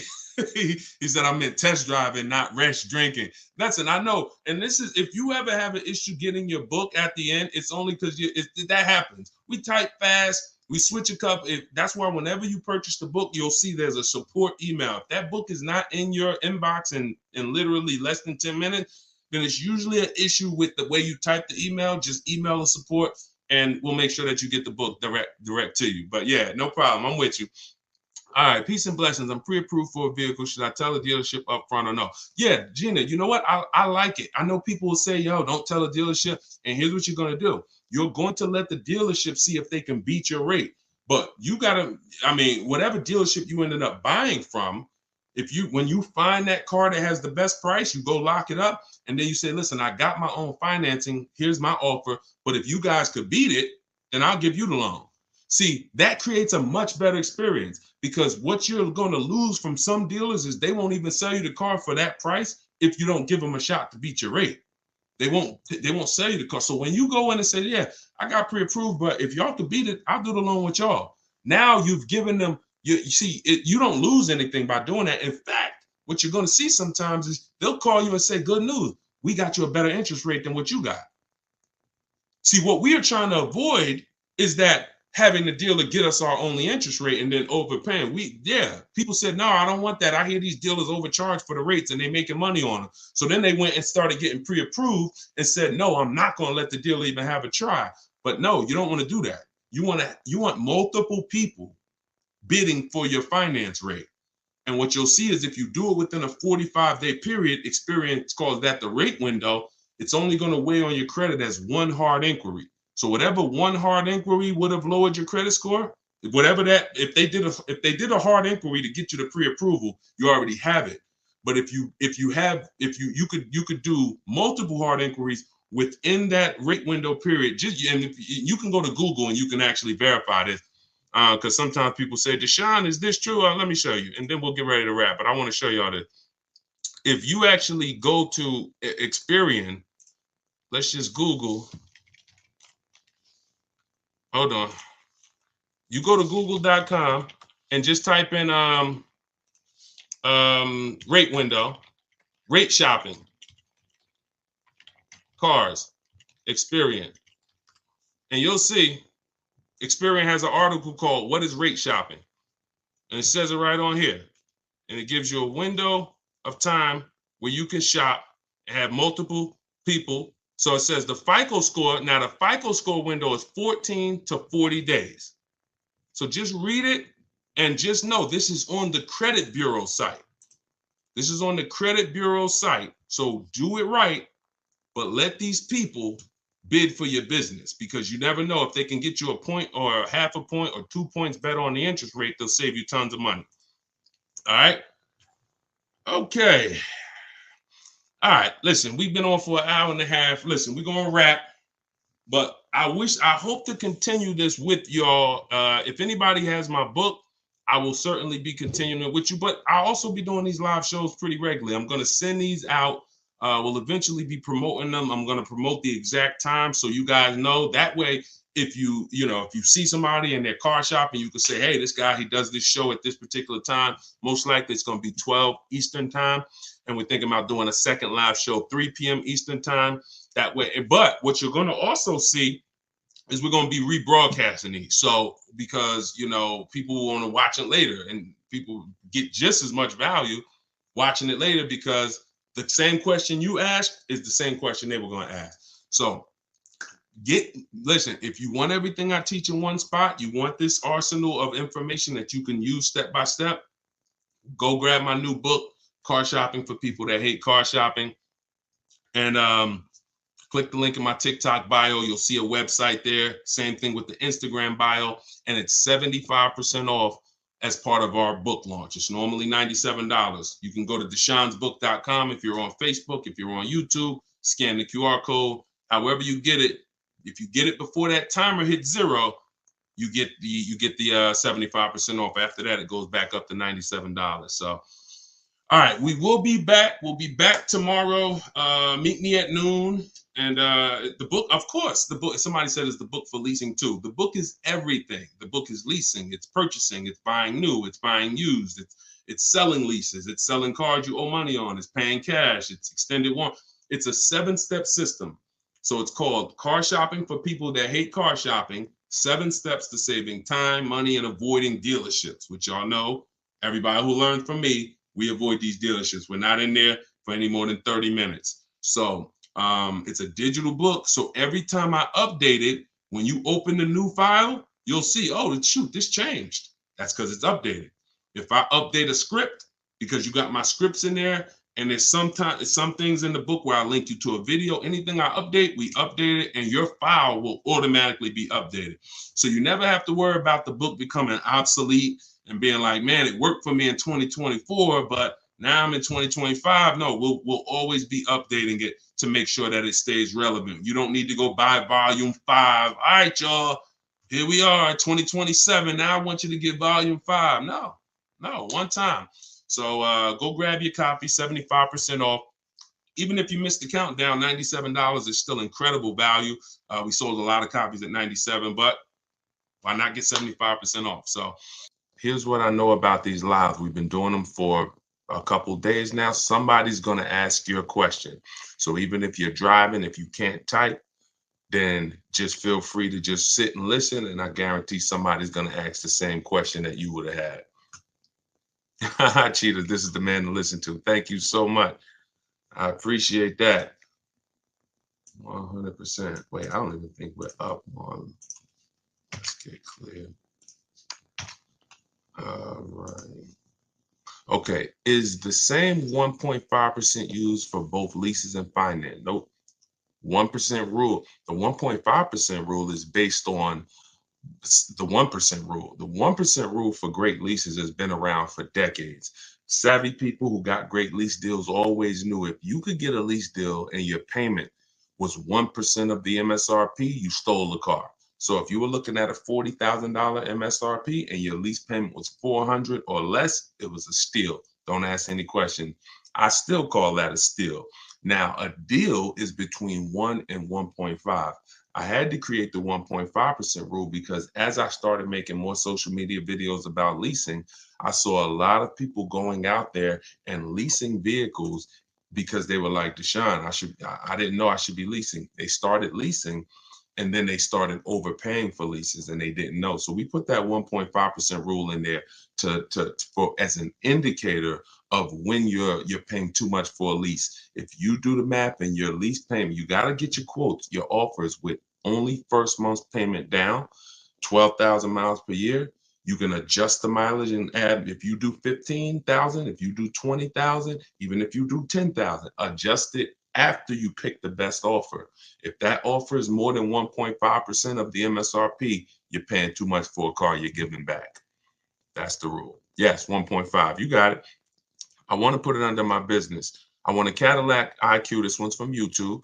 We're on 4 platforms, so make sure everybody's sharing, tag somebody, because you don't want your friends to get mad at you because you did not share this information with them. Will you save money on buying a car? Oh, no, let's go back to logic. I want a Cadillac IQ electric vehicle priced at $150,000. If I have an 80 payback score and 720 credit score, will I qualify for financing if I put 20% down? I'm not sure. All you could do is actually see.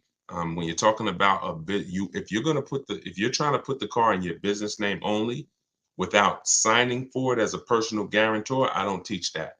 So you should find out if somebody's trying to tell you, because what I've seen, I've spent many years in the business with General Motors. They had a big commercial line, lots of pickup trucks, lots of cargo vans, passenger vans. When I got to Mercedes-Benz, they have a big commercial line. I very rarely saw people putting cars in their business name with no personal guarantor. I remember one guy, he had like million, and he had a fleet, and he had to get us a lot of documentation to get it done. But anybody else just coming in, but I'm not saying it can't be done. What I am saying is whoever told you you can put a car in your name and your business name without personally signing for it, go learn from them how to do that. But when it comes to putting in your business name, like hundreds of people I've seen regular, what you're doing is you're shopping for your car the way I teach, because nobody overpays for cars like business people. Like these people, these influencers that y'all are seeing buy these cars, the amount of money they're overpaying for these cars is actually scary. And so you need someone who's going to show you how to pay less for the car, because that's your business's money. But then what you put the car in your business name and you're the personal guarantor, because the bank needs somebody who they can go after if the business doesn't pay, especially if it's a new business. And let's add one more thing to this. Keep the questions coming, y'all. I'm gonna try to get through as many as I can in an hour. I want to add something to this. You know how many people have reached out to me saying, Deshone, I want to put a car in my business name. And I say, hey, what's the business? Oh, I work from home. I got a consulting company. So when are you doing business mileage?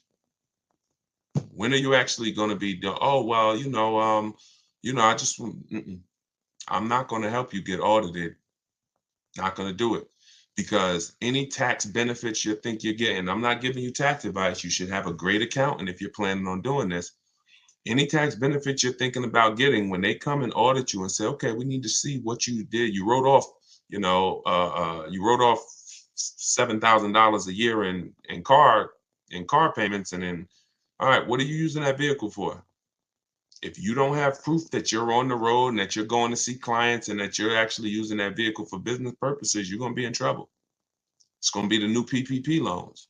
The day of reckoning will come. That's all I'm going to say about that. All right, let's keep the questions coming. This one's TikTok. What about for real estate or hairstylists? Can I get a lease for business? That's very common. Very common. I had tons of realtors, especially with Mercedes, tons of realtors come in, you put the car in your business name, you personally sign for it. Just make sure, please make sure, everybody who plans on putting a car in your business name, here's what I need you to do. Before you even go to buy it, call the finance man. I found this out the hard way. I work from, and this just goes to show, it doesn't matter how good how much you take your business seriously. Some things we don't know. So I had a customer come into Mercedes. He real estate developer out of Brooklyn.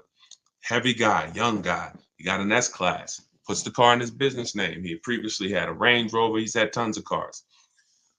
He puts it in his business name. He's the personal guarantor. That normally makes the car only show up on your business. It doesn't show to your debt, on your personal debt to income. So when you go to apply for credit, if you go to buy a house, if you go to get a car, they won't see that that loan or that lease is coming out of your debt to income. In the case of Mercedes-Benz Financial, they still showed it. They still show, even if you're only the personal guarantor, they still show it. So you want to call the finance manager and you want to ask whatever brand you're thinking about buying, hey, if I put the car in my business name and I'm the PG, personal guarantor, will it show on my personal credit or not?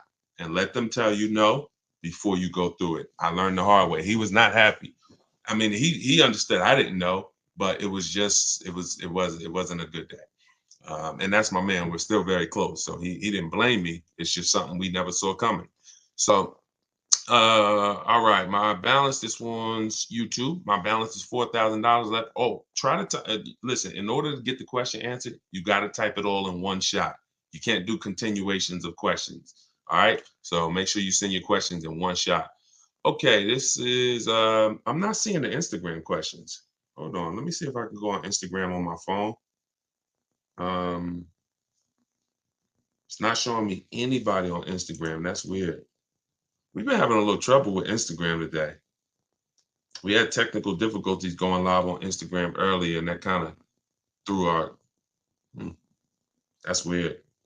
All right. Let me see. Give me a second. Let me just see if I could get to Instagram. I don't want to leave you guys out. Okay. I'm a check in from one of my that's what I'll do. I'll check in from one of my secret accounts. See if I can see all the questions. All right, here we go. There we go. Let me put on do not disturb. All right, we got you, Instagram. Hold on, we coming to you. Okay, perfect. So from now on, I'll be seeing them on my phone. All right, so will you save money buying a car through Costco or Consumer Reports? No, Ira. I'm gonna tell you why. Let me turn this volume down because y'all can hear that. I'm gonna tell you why. Who has a Costco program? Who has a special? Who has Ford X Plan, Mercedes Benz, Mercedes Benz? What is it called? Fleet pricing. Any special GM supplier pricing, General Motors supplier price? Any of these things that you think actually should make, and they should make the car buying process easy and get you your best deal. Any of those things, you can't trust them. I'm going to tell you why. You can't trust that the dealer is going to give you the right price, and you can't trust that there's no rebates and hidden incentives that you're not getting. This is all in my book. It's called, if y'all don't know, this whole live is sponsored by my new book. It's called Car Shopping for People That Hate Car Shopping. It's a digital book, so you never have to worry about it being out of date. If something changes a year from now, I update the file. You open that book a year from now, everything's relevant.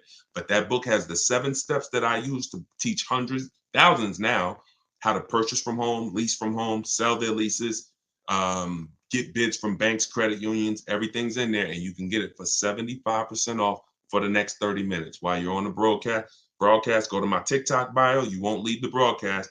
Grab your 75% off. It'll be in your inbox in minutes. All of this is in there. If you're on Facebook, go to deshonsbook.com, click the link, or if you're on YouTube, scan the QR code, whatever you need to do. Instagram, it's in my bio. Get your 75% off so you can use this stuff and you don't pay the normal $97 for the price. So the reason why you don't know if they're giving you the real price, quite honestly, you could walk in and you say, hey, I got the Costco pricing. And they say, well, your price is $42,000. They just make up a price. Some people will. Or if they have $2,000 in rebates you don't know about, they'll give you the price and hold the rebates back. What's the solution to this, Deshone? You stay at home and you get multiple offers. And when you tell them everything you qualify for, you are going to get multiple offers. I teach 2 ways to do this. Really, I teach 1 way. It's in my book. I do it online. But if you're not going to get the book, here's how you could do it manually. You get 1 price from 1 dealer. You test drive. Once you find a car you love, you get 1 price and you say, okay. And I wouldn't even get that price while I'm there. Y'all know my rule of thumb. How many minutes do we spend in a car dealership? Let's see how many people know. How many minutes do we spend in a car dealership? Maximum, absolute maximum. And this includes our test drive. Let's see. Anybody know? Let me see. We might have all brand new people on here. We might have a bunch of people on here that's on here for the first time with me. So I don't want to make any assumption. Answer is 30 minutes. We are never spent. You got it, Chris. I see you, Chris. Leashes in motion 10. Listen, we're not to 10 yet. Quite actually, if you're getting your car, if you're buying a new car and the dealer delivers it, you could spend 10, but I don't want you to rush your test drive. So that's the only reason I don't say 10. On new cars, you must test drive the car before you get offers. On used cars, you do it after. But so back to the way you're going to get the best deal. Back to the way you're going to make sure you get the best price. You tell the deal, you test drive that car, you come on home and you call the dealer and say, hey, thanks for the test drive.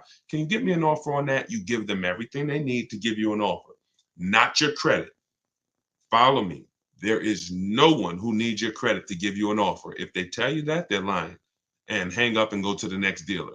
Because what you're going to do is you're going to be calling multiple dealers asking for the sales manager. Just tell them, hey, I'm looking at this car. I like it. I'm going to give you all the detail. If you could give me an offer, I'm ready to make a decision right now. You do that with 5 sales managers and you'll see how different the prices are. It's going to blow your mind. You won't believe. And it'll expose how overpriced some dealers are. Now, in the book, what I teach is a strategy called the 25 to 5 strategy, where we connect with 25 dealers online in 20 minutes. Deshone, this sounds crazy. It's not crazy when when you go to their website and you copy and paste what I give you to copy and paste. It's very simple. So we're copying and pasting. And then out of that 25, what we've seen, listen, y'all, this is not for used cars. Different strategy for used cars. What we've seen is for new cars and leases, 25 dealers, about 10 to 12 are going to have a car you're looking for. It's good for you because when you're shopping out of that many dealers' inventory, you don't have to worry about, oh, no one has the car. I went to this one dealer, he didn't have what I want. I went to this one, he didn't have. When you're shopping out of 25, oh, probably about 10 are going to have something you want. And your goal is to get 5 offers. So we go 25 connections, 5 offers, and out of those 5, somebody's going to win the bid and blow everybody else away. And when you see it, you're gonna say, "Dag, even with my Costco discount, that dealership was trying to rip me off. Even with my special pricing, those 2 dealers was trying to overcharge me. Those 3 dealers were trying to overcharge me." The only way you can see this is by looking at multiple offers. All right, let's go. All right, we got a lot of questions coming in. Let's go to Instagram. Hold on. I'm thinking about trading in my BMW X2 on a lease for a Tesla Model Y. Would you recommend trading the BMW in on a lease or selling it to another party like CarMax as an example? So you can't trade a lease in. You can only sell it. You can't end the lease early. You signed a contract saying I'm going to pay 36 months of payments, or 39, never 48. That's paying. Why don't we do 48-month leases? We're paying too long on a car we're giving back. It's too many payments for a car you're giving back. You eliminate the goal for a lease is to pay pennies on the dollar for the car you're driving, drive a phenomenal car for a very low monthly payment. Once we give them the 4-year leases, we can't do that anymore. It's too long. So the only way to get out of a lease early is to sell it, which means you're going to do what I call the equity assessment. This is step 2 in our process. It's a 7-step process. Step 7 is delivery. Step 2, equity assessment. I need to find out how much I owe. I call my bank. I get my payoff. And then I go to the online car buying sites, CarMax. This takes 20 minutes. Nothing, just so y'all know, my whole car buying process of getting below market deals, I'm not going to spend more than 60 minutes. Now, I'm a master at this, but even the people I've taught, it's an hour and a half from home. This is quick. By the time somebody's visiting your second dealer, we've already got our best deal. We're not spending hours shopping for cars. Not once we decide what we want. But so you call, you get your payoff from your bank, and then you visit CarMax. You get an offer from them. If you're leasing, you must put when they ask you, are you leasing? Do you own it? Or are you financing? You must put own. Okay, I'll explain that later, but you must put own. You don't want to trigger something on their website. You need to find out what these companies will pay you in cash for your vehicle so you can figure out, can you sell it and get out clean, or can you sell it and possibly make a profit? People have made lots of money selling leases, especially in the last 3 years. But even now, people are still making $2,000, $3,000. So what you do is you get those offers: CarMax, Driveway, Carvana, Kelly's Blue Book Instant Cash Offer, AutoNation Sell My Car, and there's one more, Car Guru Sell My Car. And if you see that all those offers are higher than your payoff, you can get out. If those offers are lower, you're going to pay to get out, which means, and most people are going to say, no, I don't want to lose money to get out. So that's what you need to do before you decide to make a move. Where do we get a copy and paste link from? Terry, that's all in my book. All my scripts are in there, all my templates, everything is in my book. You're not talking when you use my stuff. You're either only talking to managers or you're using my copy and paste templates. We're not talking to salespeople ever, because who'll be honest, who's not a good negotiator? Type me if you are not a good negotiator. Be honest, we're not judging anybody on here. We are actually getting to we're going to make sure you win. But all right, so Dominic, not a good negotiator. Look, Bawala, okay. Rachel, not a good negotiator. Look, Danielle, not a good negotiator. Look, seven. I don't want to mess your Instagram. All right, so we got lots of people on here that are not good negotiators. So in order for you to win, here's what you're going to master. You could do it my way, you could do it your way, but here's what you need to do. Instead of going 1-to-1, which is a losing battle, I can negotiate. I would never do 1-to-1 because it eliminates my ability to shop the whole market. Here's how you save thousands of dollars when you're a bad negotiator or a good negotiator. You must master the art of multiple offers. See, when you put multiple people against each other, you're not negotiating with them. They're negotiating really with each other. Who's going to win? And you'll find that you'll save thousands of dollars way quicker than you could ever have going back and forth with one dealer. So you want to make sure that you are using multiple offers in everything that you do. And that's what my system is about. Now you could do it your way or you could do it my way as long as you do it. Just don't do the old way. That one-on-one is a losing battle because you always leave hoping you did okay. You always leave wondering, could I have gotten some more money? With multiple offers, you never. And that's how you buy everything else. If you think about it, that's how you buy TVs. That's how you buy groceries. That's how you buy anything. It's always multiple offers, and then you pick the best one. That's how we don't have any buyer's remorse. All right, this is YouTube. Reem, I have a 2019 1500 for about a year. Chevy 1500 for about a year and some change, 700 a month with alpha warranty. I'm thinking about leasing. I have about 30K left. What should I do? Always equity assessment. Do the equity assessment. That's going to tell you, listen, when you figure out you got 10 grand of negative equity, you're going to park it real quick because you can only do 3 things if you have negative equity. 2 will get you a new car, 1 doesn't. There's only 2 people who can't get a new car. One is super bad credit. You need to wait. You don't need to make a move if your credit's so bad you're going to destroy yourself by making a move. Now, the second person, these are the only 2 times I see people who want cars who don't leave with cars. Second person, you can have an 800 score. If you have 10,000, 12,000, 15,000 negative equity, you can't go and do a no money. You can't put that type of money on your next car because you have to take into account the loan to value ratio. So you can't buy a $40,000 car and just slap 15 grand of negative equity on that. The bank's not going to approve it. You would have to get a great discount off that car through multiple offers and rebates. There's certain brands out there that have big, huge rebates. If you're looking at one of them, maybe you save 7 grand, 8 grand, 10 grand, and then you can slap that negative equity. But that's why before you ever, if you sitting there and you're like, man, you know what? I think I want to lease or I think I want to switch my car. It's always an equity assessment. I need to know, can I make money selling this car right now? Or am I in a negative position? In which case I gotta chill out. Now, if you got a small amount of negative equity, you might just want to pay the difference. Always sell to the highest bidder. Get all those offers I talked about from the online companies. And if there's $1,000 or $2,000 shortfall, just pay the difference so you could do a clean deal. But if not, then you have to transfer that. Transferring it is more difficult because now a dealer's not going to pay you what those companies are going to pay you, especially not a dealer who's going to win the bid. See, your favorite word working with me is going to be bids. Everyone must win the bid.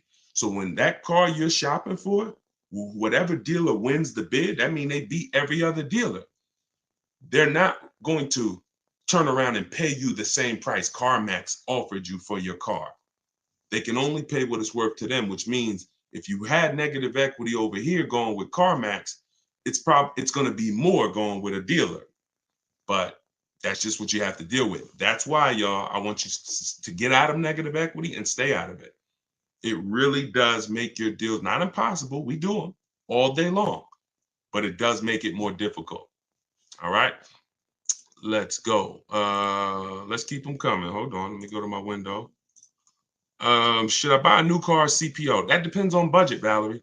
That's always the question. If you can afford both, if you guys can get a car, anybody who wants to, you're buying a car and you're going to keep it long term, y'all know my rule. How many years should you be keeping your car minimum if you're buying? I'm sure we got a couple people in here who knows the rule. If you are purchasing a car, what's the minimum number of years? All right, Danny, good job. 8. So because the reason it's 8, I see, man, I got a lot of people, y'all getting quick. It's the reason it's 8 is because at 8, you've outlived the depreciation drop. Your biggest expense when you're buying a car is the one you can't see. It's depreciation. You're losing thousands of dollars whether you drive the vehicle or not. If you drive it, you lose more. If you're a high mileage driver, you lose even more in depreciation. So you want to make sure that you outlive that, or you shouldn't buy. The only way to outlive it is you got to get to that 8-year mark. Now, if you're not keeping it, if you're like Deshone, I'm not keeping the car 8 years, then you should be shopping for an aggressive lease offer, a great lease deal, not a regular lease deal, not these deals that say, oh, you need money down, an aggressive lease deal.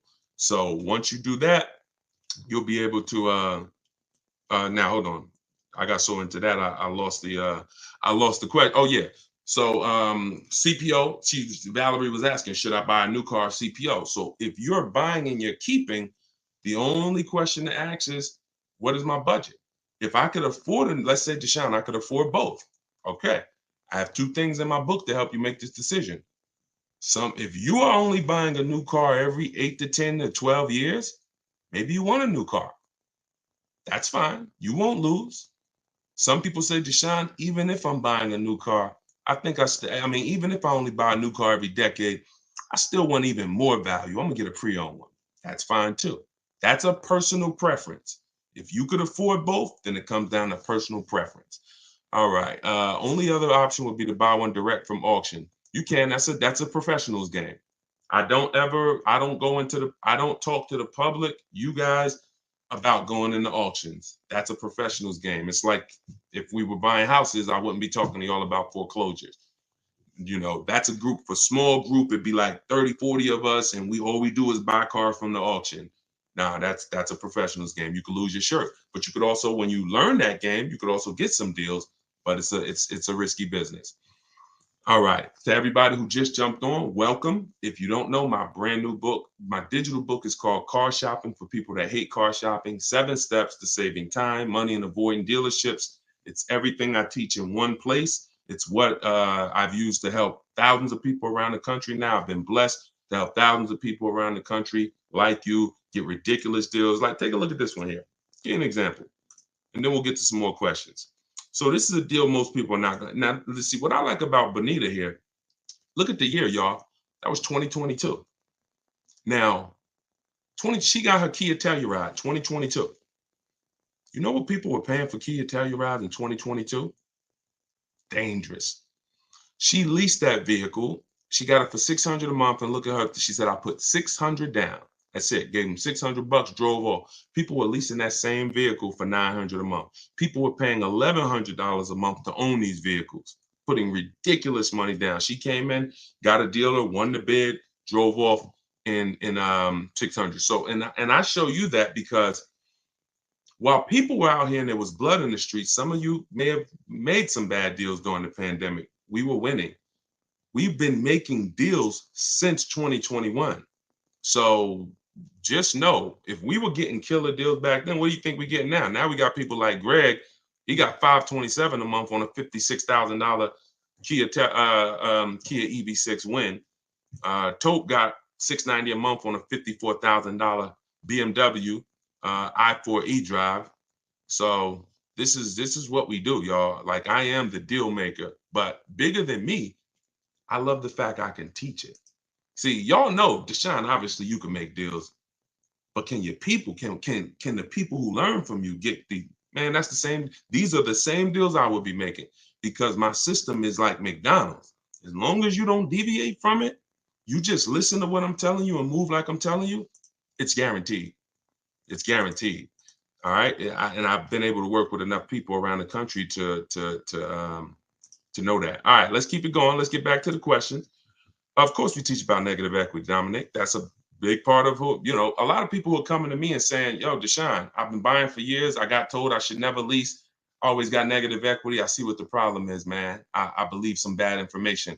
Now I want to get into leasing. So some people are going to have negative equity and they're going to need to switch that over to a lease. Absolutely.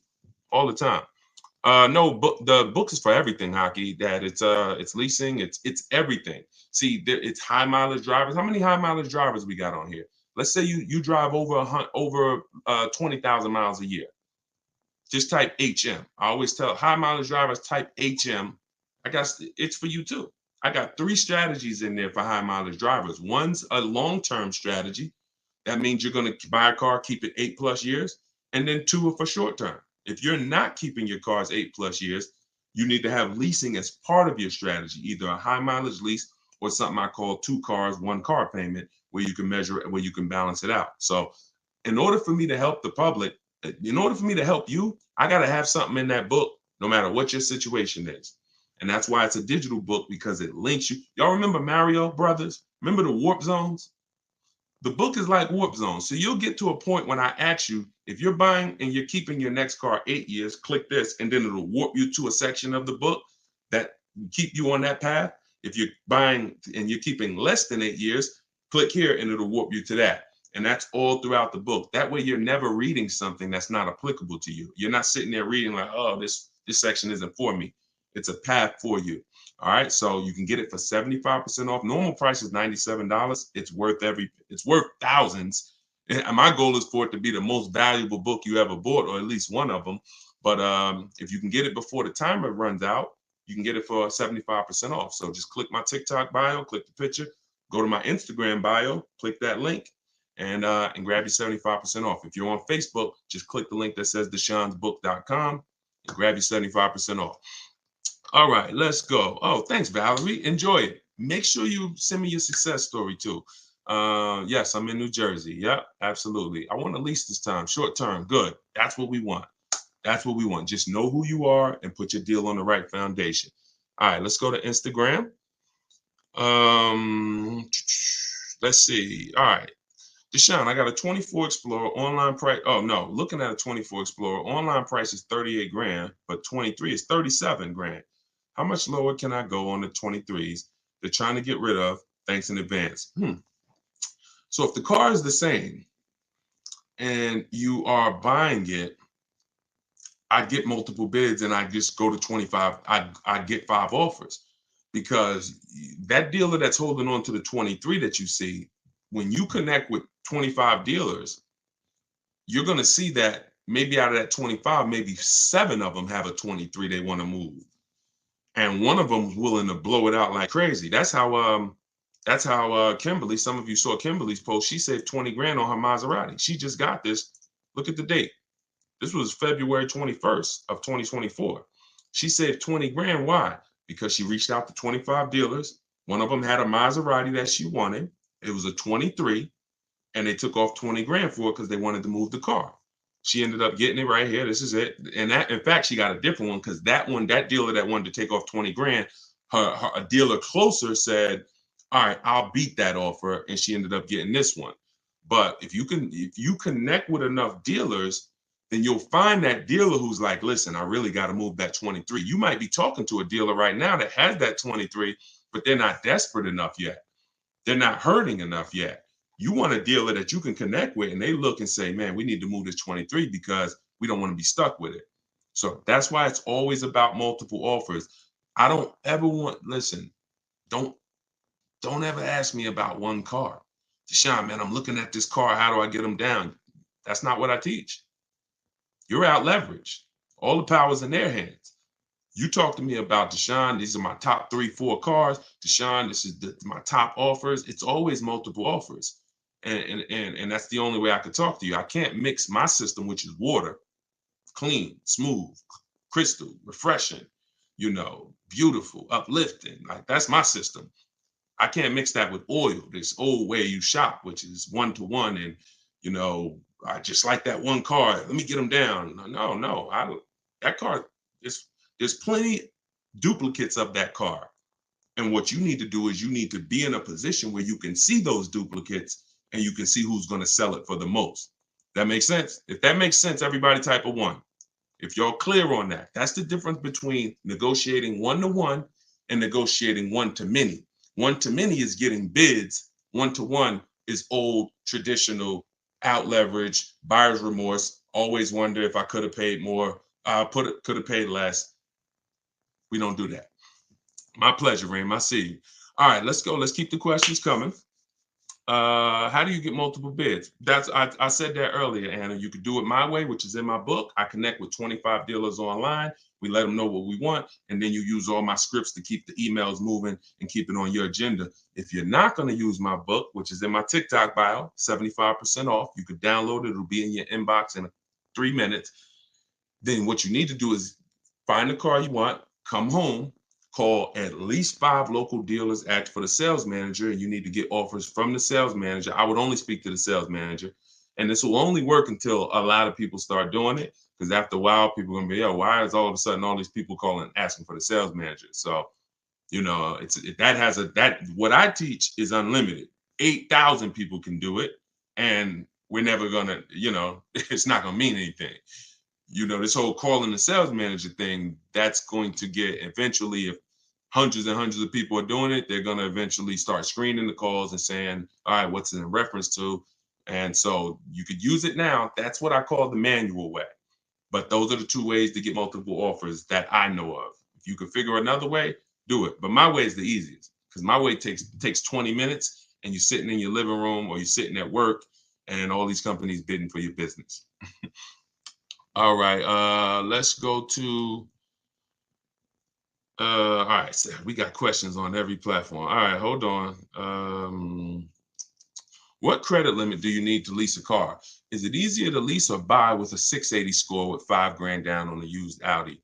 See how you've locked into one car? Now, if you're talking about any used Audi, but as long as you're not talking about like one used Audi you saw, and the rule of thumb growing is, if you're keeping the car 8 years, you buy.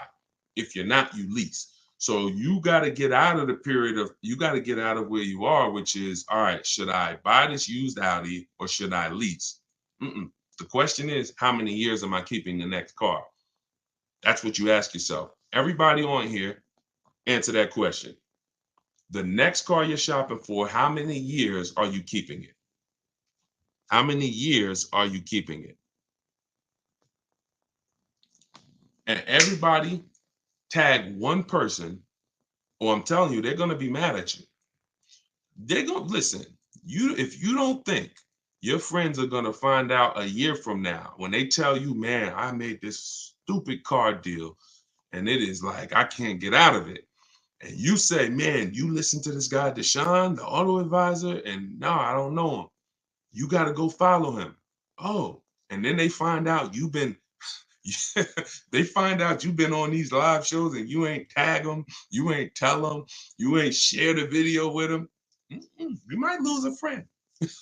So tag one person that you care about. All right, 3 to 4 years. I see. Okay, nope, that's not the question, Celeste. You can't say depends on how many years it's going to hold up.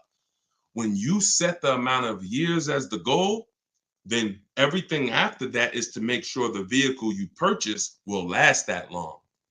See, if you go in to purchase a vehicle and say, well, I hope if it lasts 8 years, if it lasts 10 years, I'll keep it that long. Chances are it won't. But if you say, you know what, I want to be a long-term person, I don't need to switch cars every 3, 4, 5, 6, 7 years. I can keep a car 8 years, 10 years. I'm fine with that. Then that means everything you do after that, I mean, you could use my process, because I'm going to make sure you buy a quality car that will last that long under your budget. But you have to set the goal. You must set the goal. So let's get out of the gray area and set the goal. Deshone, I'm not a long-term person. I only want to keep this car 6 years max. Perfect. All right. Let's go. 2 years. Okay. 2 years. That's going to be, it's not really any car that you can get that you can keep for 2 years and not lose money. You're losing too much value. You lose 20% the first year. The moment you buy it, you lose 20%. And then the next year, you're going to probably lose 15%. It's not many things in this world you can buy, lose 35% of what you paid for it, and then go and sell it. And that's the same way when you go out to year 3, year 4. That's why we say you don't sell a car or replace a car you bought until 8 years. Because anywhere before that, you're losing too much value compared to someone who's leasing. But 2 years, you got to find something that you can keep for at least 3, and then you lease. And here's what I'm going to tell you. When you shop, see, when y'all learn to shop without, you use what I'm telling you, you should be test driving new cars and leases, and no one's rushing you. You're in here, and look, we need to bring the people who are listening to me, you're going to have fun shopping for your new cars and your leases. You're going to have fun going into dealerships, test driving, knowing you're not buying in the dealership. So I'm here to test drive.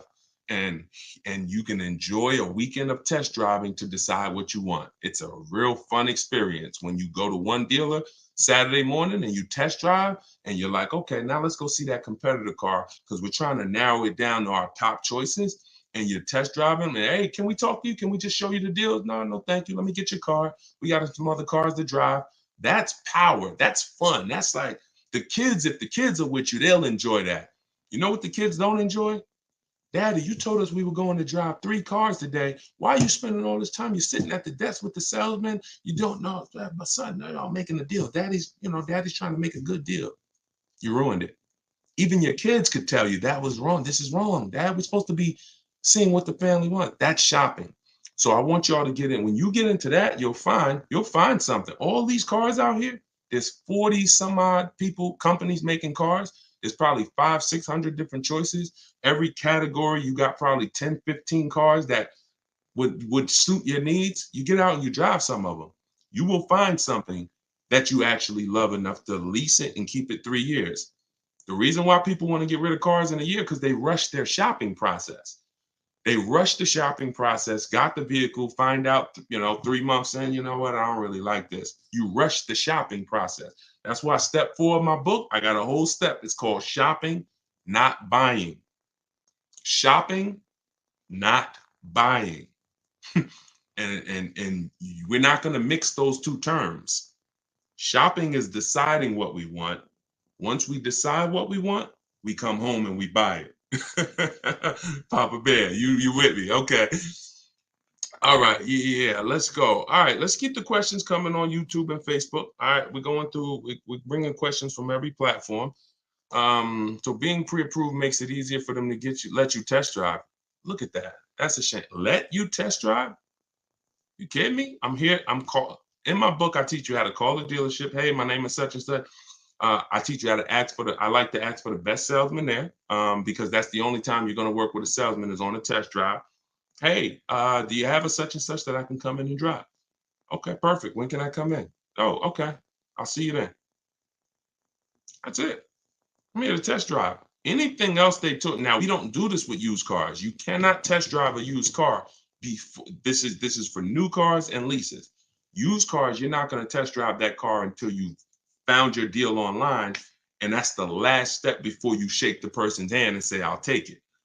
Because if other than that, you're going to waste a ton of time test driving cars that you end up not buying. But when it comes to new cars and leases, let us test drive.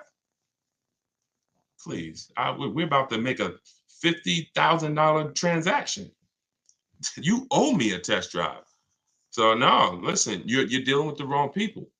And you could have called the wrong salesman. When I say you're dealing with the wrong people, you literally, it's the small things that matter.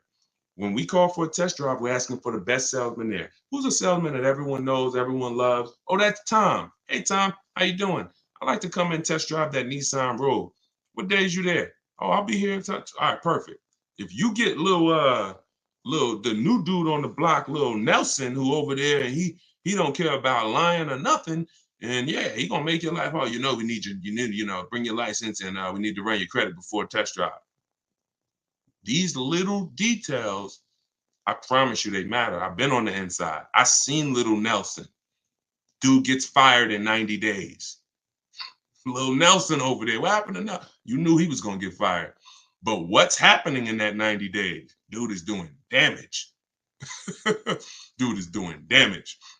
All right. Bruno, YouTube said, I bought an Acura MDX 2020. I owe $27,000 in a loan. I got offers around 17, 18. What should I do with this negative equity? We talked about that earlier. Only thing you can do is you want a new car. Is you could, if those are your highest offers from CarMax, Driveway, Carvana, KBB Instant Cash Offer, those are the highest offers we're gonna get in most cases. So if you might say, okay, if you could pay the difference, that's the best way to go. So if there's like a $1,500 shortfall, you are much better off paying that $1,500 and getting out of that and doing a clean deal. Because if you can't do that, now that car has to be traded in with the dealer that you end up buying the car from. That's what has to happen. So That's the first route. If you can cover the difference, that's what you want to do. Shop for your car, get your best offer, and then just sell it to whoever made you the highest offer and pay the difference. And then you could do your other deal with no money down. So if it's a matter of, oh, I only got 1,500 and it's a $1,500 gap, I would pay off the negative equity and sell to a CarMax or sell to an auto all day long. It's going to make your life a million times easier and your transaction a million times easier. All right. My husband ran into something when we got our car service. Wait, you gotta do one full question. Unless y'all are talking amongst each other. I love that. Talk amongst each other. Y'all be in here having conversation. But if you're asking me a question, it has to be in one question. Look at Vicky. Vicky came on here and said never lease. Look, we got old Vicky on the line here. See, people come in and they're confidently incorrect. You got to be very, very careful, y'all. These people have cost you money for years. Vicky on Instagram, listen, you don't know enough. You don't realize how much you've cost your friend. Now, you might say, Deshone, Vicky might be saying, Deshone, I hear what you're saying about buying cars and keeping them 8 years. I'm not going to lease. I buy my cars and I drive them till the wheels fall off. And so, I'm never going to lease. Yep, you're good, Vicky. But what about your family? Yeah, what about your daughters? What about your sons? What about your husband? What about all these people who you're talking to and you just brought, oh, never lease. And they tell you, but Ma, I only want to keep my car like 3 years anyway. Don't lease it. You have no idea how many thousands you are costing them. And the sad part is you're not willing to learn. You learn from people who teach you to talk big, but you are what I call confidently incorrect. And that's a dangerous combination. All right, Corey, I want to lease a car. What are the most important things to consider? Multiple offers. Multiple offers. Listen, multiple offers are going to shock y'all. When y'all see how different these offers are. See, we don't have relationships. There's no relationships in what we do. I know if you used to go to the barbecue with your car salesman and he sold you 5 cars and he's been selling your family car for 30 years, he sold your father cars and your grandfather cars, and you just but that's going to change when you start making him bid for your business. I don't have a problem giving you the business, Charlie, but you need to bid. And if you win the bid, great. You need to earn the business. I'm not just giving you the business where you could just charge me whatever you think is fair. I'm going to shop the open market. And if you win, Charlie, you got our business. In fact, if your dealership really likes us, they can beat pretty much any offer if they want to. But what you're going to see sometimes is Charlie ain't going to beat the bid. Charlie might not even want to play your game. And you know what? If that's the way you want to be, then, our relationship is over. Well, Charlie, sorry to hear that. But I got to do what's best for my bank account. All right. Let's see. Confidently wrong. That's right. I'm from Harlem, right across the bridge. Do you have one-on-one consultation? I don't. No. I have a book. Anybody who wants the book, it's 75% off. It's a digital book, so it'll be in your inbox. You could use everything I teach from leasing, buying. Every strategy is in there. High mileage drivers, selling leases, the getting banks to bid for your business and credit unions. Everything's in there. Buying from home, my scripts, my template. I even link you to some of the videos in what I call the Cars from Home library, because I have a video version of my book. It's called the Cars from Home University Library. I link you to some of those videos for some subjects that might be a little more complex. I just say, hey, if you prefer to watch this 7-minute video, click here. So you'll be able to see that. And then I have, and I have some people that I coach, but I don't do one-on-ones because we can get results for groups. I don't have to do one-on-ones. Like, I help hundreds and hundreds of people buy cars at the same time. If I couldn't do that, then I wouldn't be doing it. Okay. Any suggestions on buying if paying cash? I just got the book. I was thinking I need to take a man to look at. Okay, no, you don't need to take a man. You will never need to take. Oh, listen, shout out to her for being honest. She was like, I was thinking I need to take a man to help me. Listen, when you use what's in that book, men will be calling you to do it for them.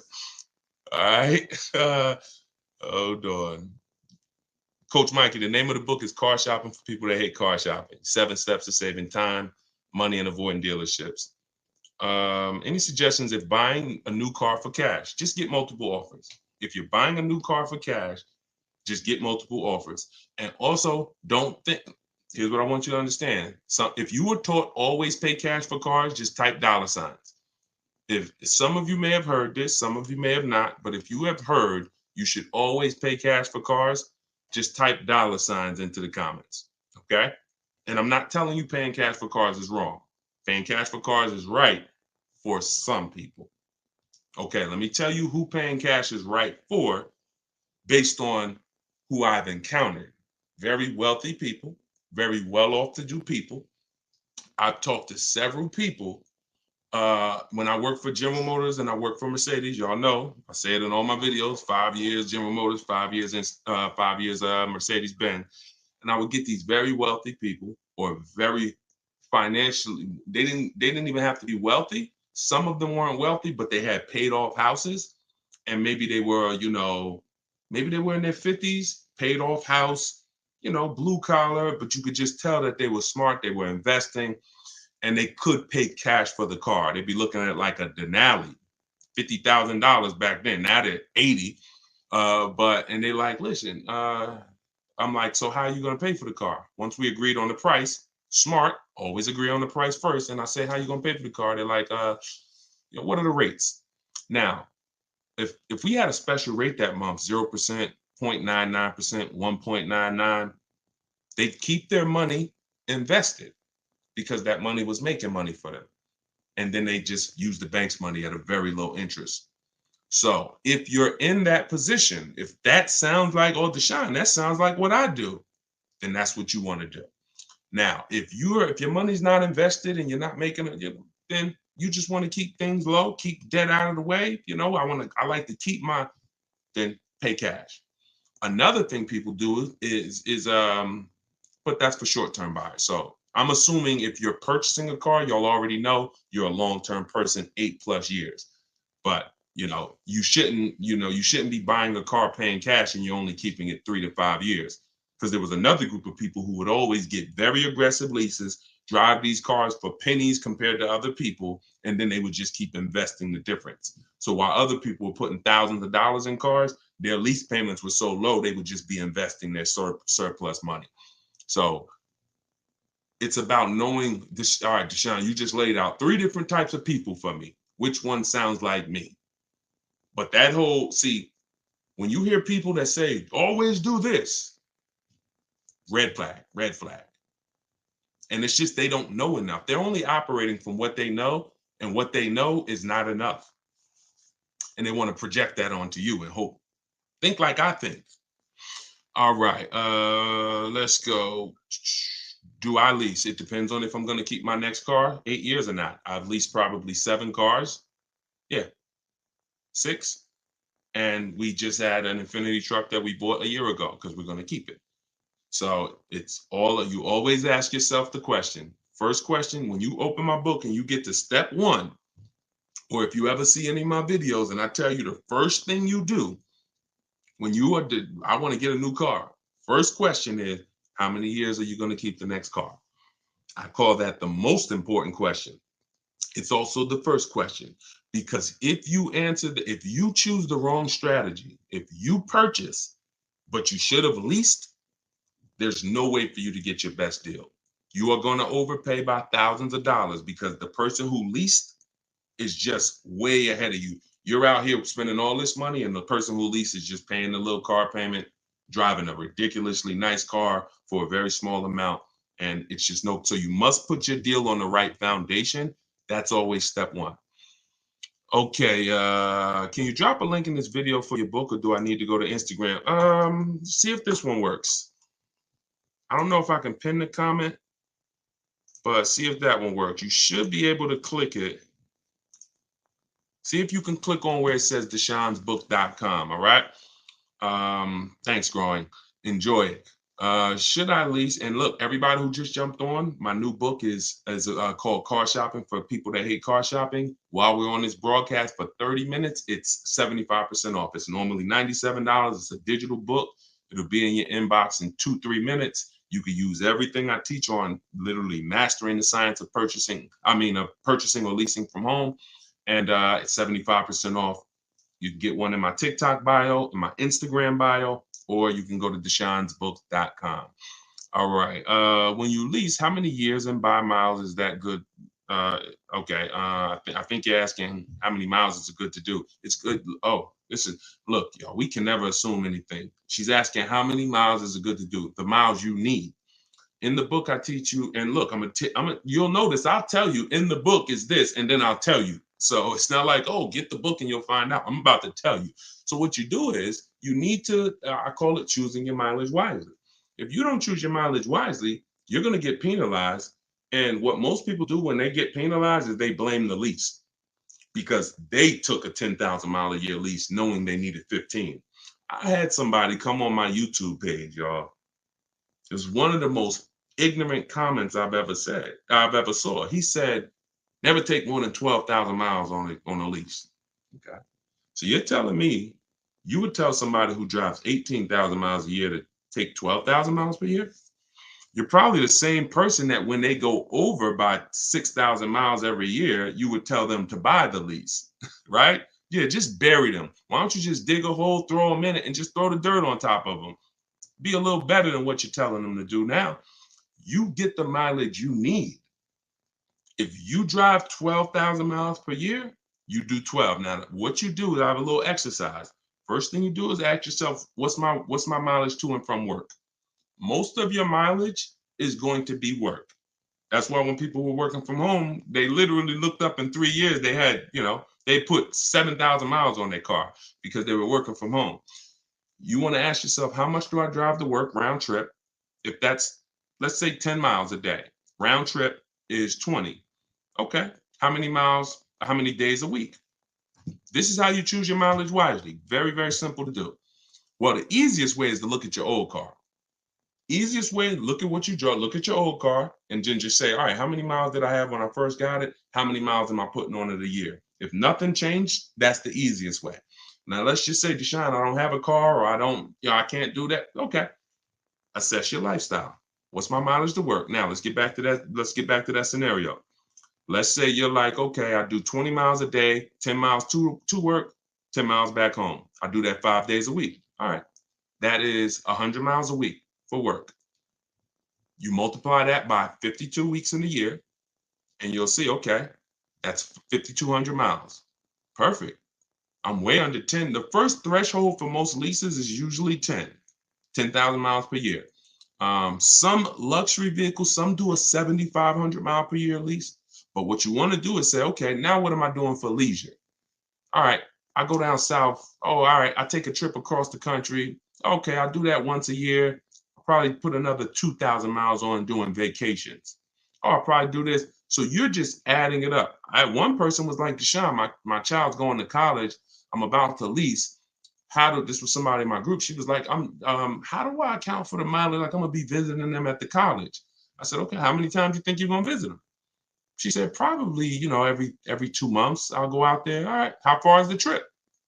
Well, 500 miles. Okay, see, we did that math. We just added it up. And she was like, okay, good. I think I need 15,000 miles of work.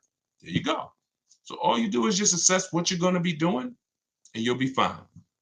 You'll be fine. Get the mileage you need. Now, when you shop for your leases, y'all always shop with 12,000 miles. If you need 15, you always shop, get your offers with 12, because the way we judge our offers, we divide the monthly payment they give us into the MSRP, and that gives us a percentage. That's how we came up with the 1% rule. I didn't come up with the 1% rule. I created the 1.5% rule. The 1% rule was created way before I started buying cars. That meant if your lease payment with no money out of pocket was 1% of the MSRP or less, it was a steal. You didn't have to ask any questions, drive off in the car before they changed their mind. Now, if you didn't, now what I saw is people knew about a steal, but they didn't know when it was the other extreme, overpaying. So I started doing some math and I looked at, okay, once you pay above 1.5% on your lease payment, you're paying too much for a car you're giving back to them in 3 years. So my rule of thumb, you'll see it in the book, you'll hear it in my videos, 1% or under is a steal. In between 1% and 1.5%, that's a deal. Over 1.5%, bad value. We pass on those. We pass on those. And in order for you to get your best lease offer, you must shop multiple offers. You must get at least 5 quotes, or you're not going to get the bottom price. Okay. Let's go. Let's go to Instagram for one. We rotating. We got a couple more minutes. Welcome to the new people that just jumped on. Shout out to everybody who's sharing. Thank you to everybody who's giving gifts on TikTok. I appreciate it. Everybody who's sending stars, all of that. The people who support the broadcast, that support the mission, it's 3 ways to do it. You can purchase a book. That's our sponsor. Car Shopping for People That Hate Car Shopping, my new digital book. Second way is to share the broadcast or give gifts, whatever you want. But, I appreciate everybody. All right, let's go Instagram. I don't see one over here. I see a lot of people on Instagram, but not too many questions. All right, so let's go. When getting more miles, does your monthly payment go up? Yes, it does. Absolutely.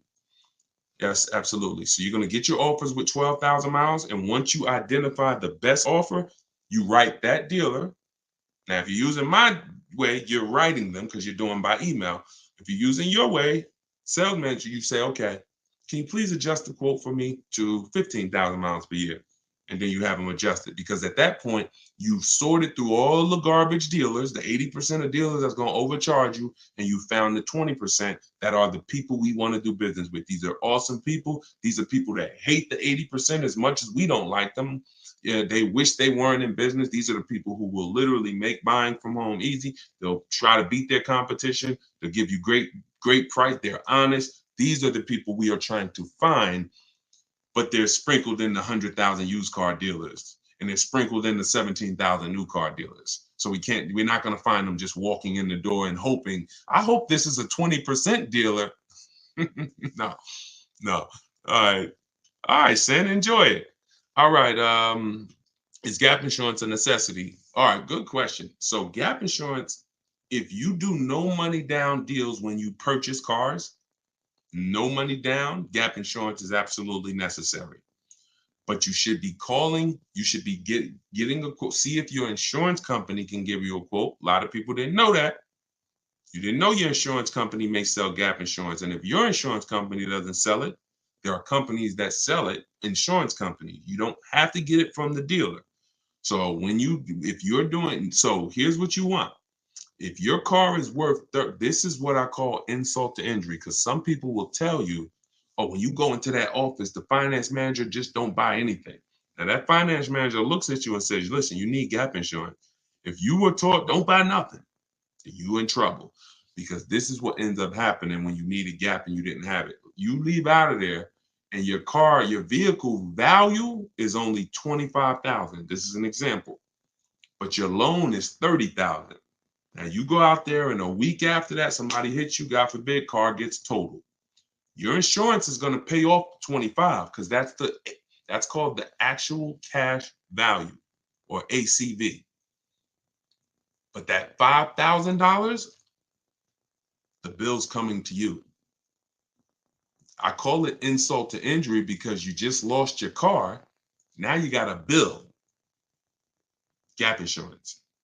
Now, if you are purchasing your car and you are going to be keeping it long term, and you decide, I want to put money down, I want to put 5 grand, 10 grand, 20 grand down, that's fine. You don't need gap insurance. You only need gap insurance when the value of your car is worth less than your loan, because that you're exposed. If God forbid the vehicle gets totaled, or if the vehicle gets stolen and they don't find it, that bill's coming to you for the gap. All right. And Nav said you need gap insurance for at least 2. Yes. So most leases include gap insurance. One of the things when you use my script in my book, some of y'all are gonna see it. We automatically, when we send them our request for a quote, it automatically says please include gap insurance. Now, most times the person working the lease is gonna say, well, gap insurance is included in every lease. But the reason why you must specify is because it's not included in every lease. And some companies will not tell you until the end. You don't want that. Mazda, every Mazda lease used to include gap insurance. 2021, I think, 2020, they just changed. They took out gap insurance. I think they changed leasing companies. So you need to make sure when you're getting your offers, we are always telling them include gap. Now, if you don't want to remember any of this, you can get the book and it'll be right there for you. But yes, remember that. All right. Or they're going to try to sell it to you later and you don't want any surprises. Yo, I thought I was paying $400. Yeah, but do you want gap? Your payment's going to go up to $419. You need it. So, you know. All right. Let's see. I'm looking to lease a vehicle for my business. Okay, simple. Just follow the same process, get your best offer, and then when they ask you, all right, whose name is the vehicle going in? I'm going to put in my business name, and then I'm going to sign for as the personal guarantor. The shopping process is exactly the same. And in fact, if you don't have a shopping process, you will put an overpriced vehicle or a vehicle you overpaid for in your business name. That's not a good thing for the business. How do I talk down out the door price? Multiple offers. You missed what we were talking about. We've been talking about multiple offers, multiple offers, multiple offers. When you get multiple offers, you're going to see you save thousands of dollars without even trying. When you get one offer or when you look at one car that you like and try to talk them down, not realizing this same car I'm looking at, there's 50 of them within a 200 miles of me.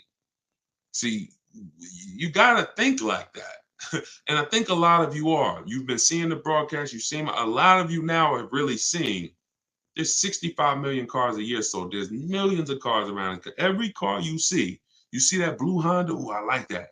There's 100 of them in the state. So when you look at it like that, you're less emotionally involved in one vehicle. When you get emotionally involved in one vehicle, just picture like money just leaving your household. Just picture like just somebody coming into your bank account and just snatching money. You're emotionally involved in one vehicle. When you step back, you're keeping all the money in your household and you're going to have all of these people who have a car you like. Well, I'm going to look at all the options and I'm going to see which one saves me the most money. It's very empowering. Very empowering. A lot of you going to realize this is going to be your most empowered car deal. You've hated it. You're like, man, that's why the name of the book, my digital book, is Car Shopping for People That Hate Car Shopping. When you use these strategies, everything we're talking about, you are going to see this is empowered car buying. Like, I never thought I'd enjoy car shopping. I never thought I'd be like empowered, but you're learning from somebody who was on the inside. So I know all the tricks. These dudes look at me and say, man, you couldn't make it in the car business, huh? You really think the car business is hard to make it in? Come on, stop it. Johnny, he was 18 years old. He just walked in off the street with a nice smile. He's sitting next to you at the desk. Come on, it's not hard to get into this business. So, but I got tired of seeing people like you get overcharged. And I said, okay, we got to do something about this. Like, somebody has to teach, and you can't teach being a car salesman. No car salesman who works for a car company can teach you how to do this. Why? Because you can't, if they're teaching you how to get your best offer, they're always going to tell you shop multiple dealers. So it's counterintuitive to them. I'm not going to tell you shop multiple dealers if I'm trying to sell you something. But what's weird is I used to do that. People will tell you, my friends who know me, they call me D. Yo, you looking for, I see you got this used Mercedes, man. I mean, no, matter of fact, I'll give you a good example. My man called me, he was like, D, man, and this dude's a firefighter, got tons of money. He was like, man, I want to buy a GL. And you know, man, I'm only gonna buy it from you.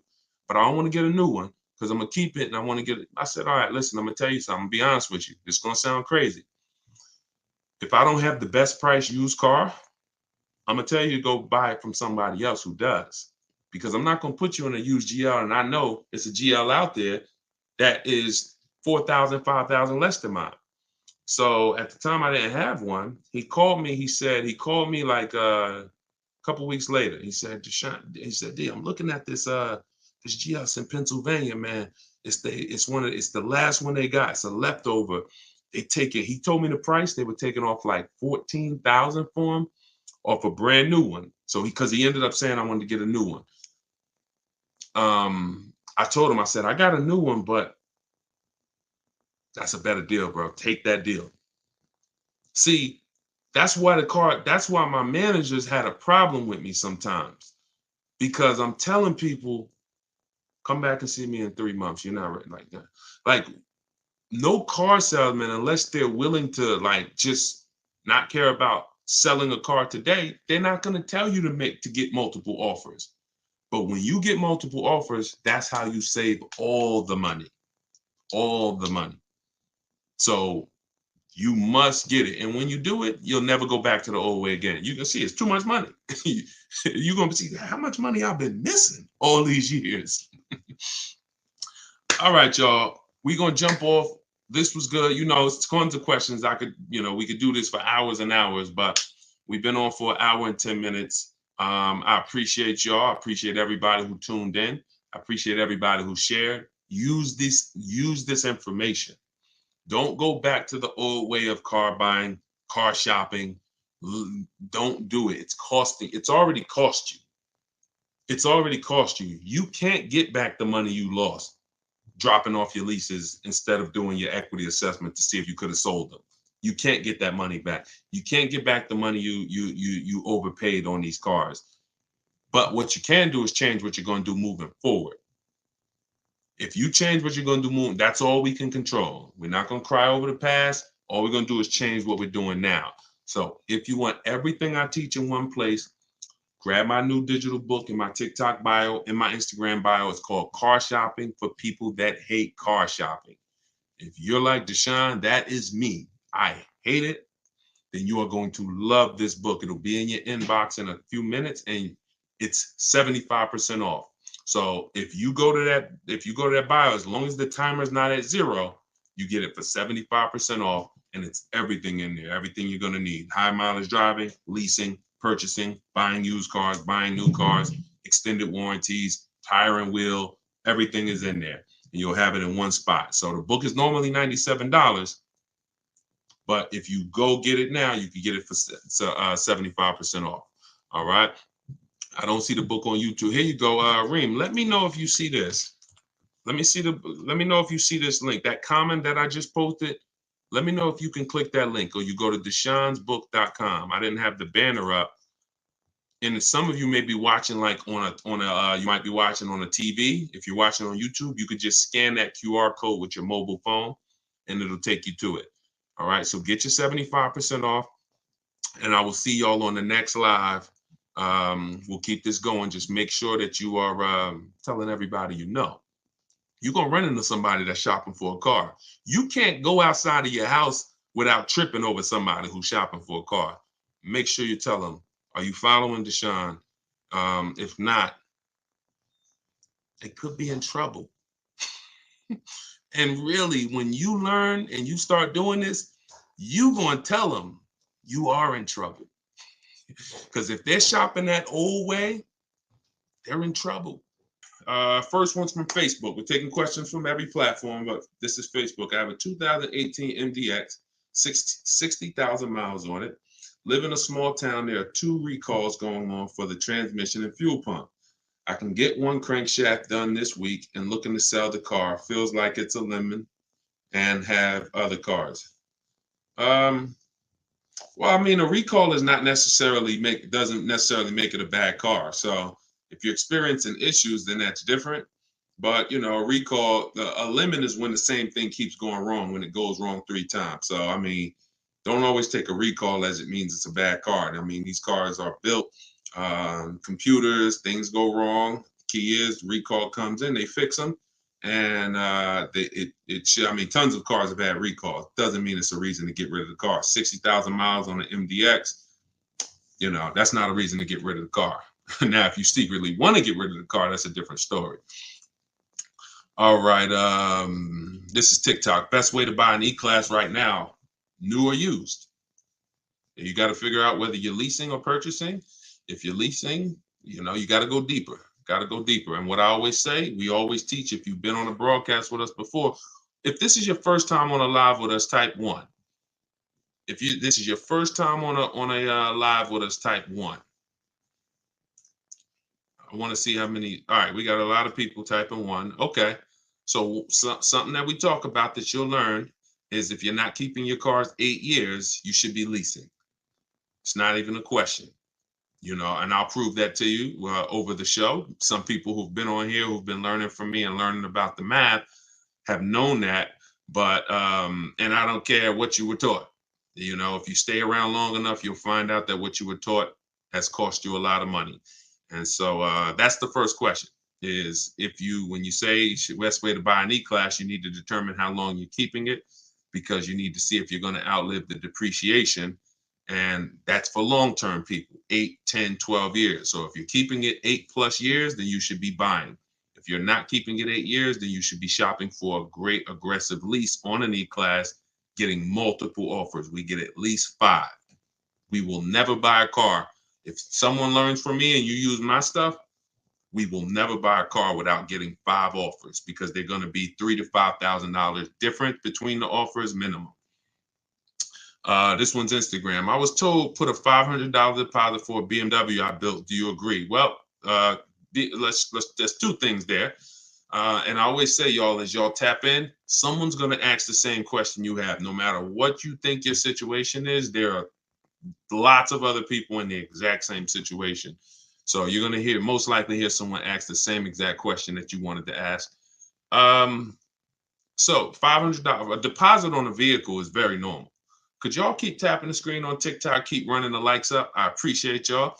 But what you need to know when you're ordering a car is you need to make sure that you have negotiated your price up front.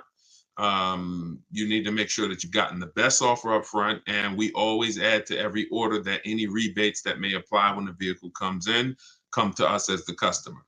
You cannot negotiate once the vehicle comes in. You've lost all your leverage. The time to negotiate with an order is before you sign an order. And again, we always get 5 offers because you just don't know who you're dealing with. And one dealer is always going to beat their competition when you start getting multiple offers. Okay, can you trade into a lease? Great question. Yes, many of you will find out. This one's from YouTube. So just keep typing your questions, y'all, and we'll get to as many as we can in the hour. Can you trade into a lease? So yes, many of you who found out, Deshone, I should have been leasing a long time ago. I'm not keeping my cars 8 years. And I'm in a finance now where I have a car that I own. Many of you, your strategy is going to be to trade into a lease. For sure. You're going to sell. And listen, I want you to eliminate that word. We don't use the word trade. Now, if you have negative equity, in the last broadcast, one of the things I talk about is negative equity. If you can't pay the difference and sell to the highest bidder, you now have to do that deal with the dealer that you are going to buy your car from, who wins the bid. But everything we teach is a bid.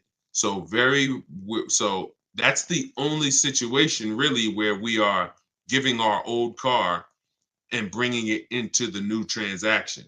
That's why negative equity limits you. So if you have negative equity, I call it the devil to your car deals.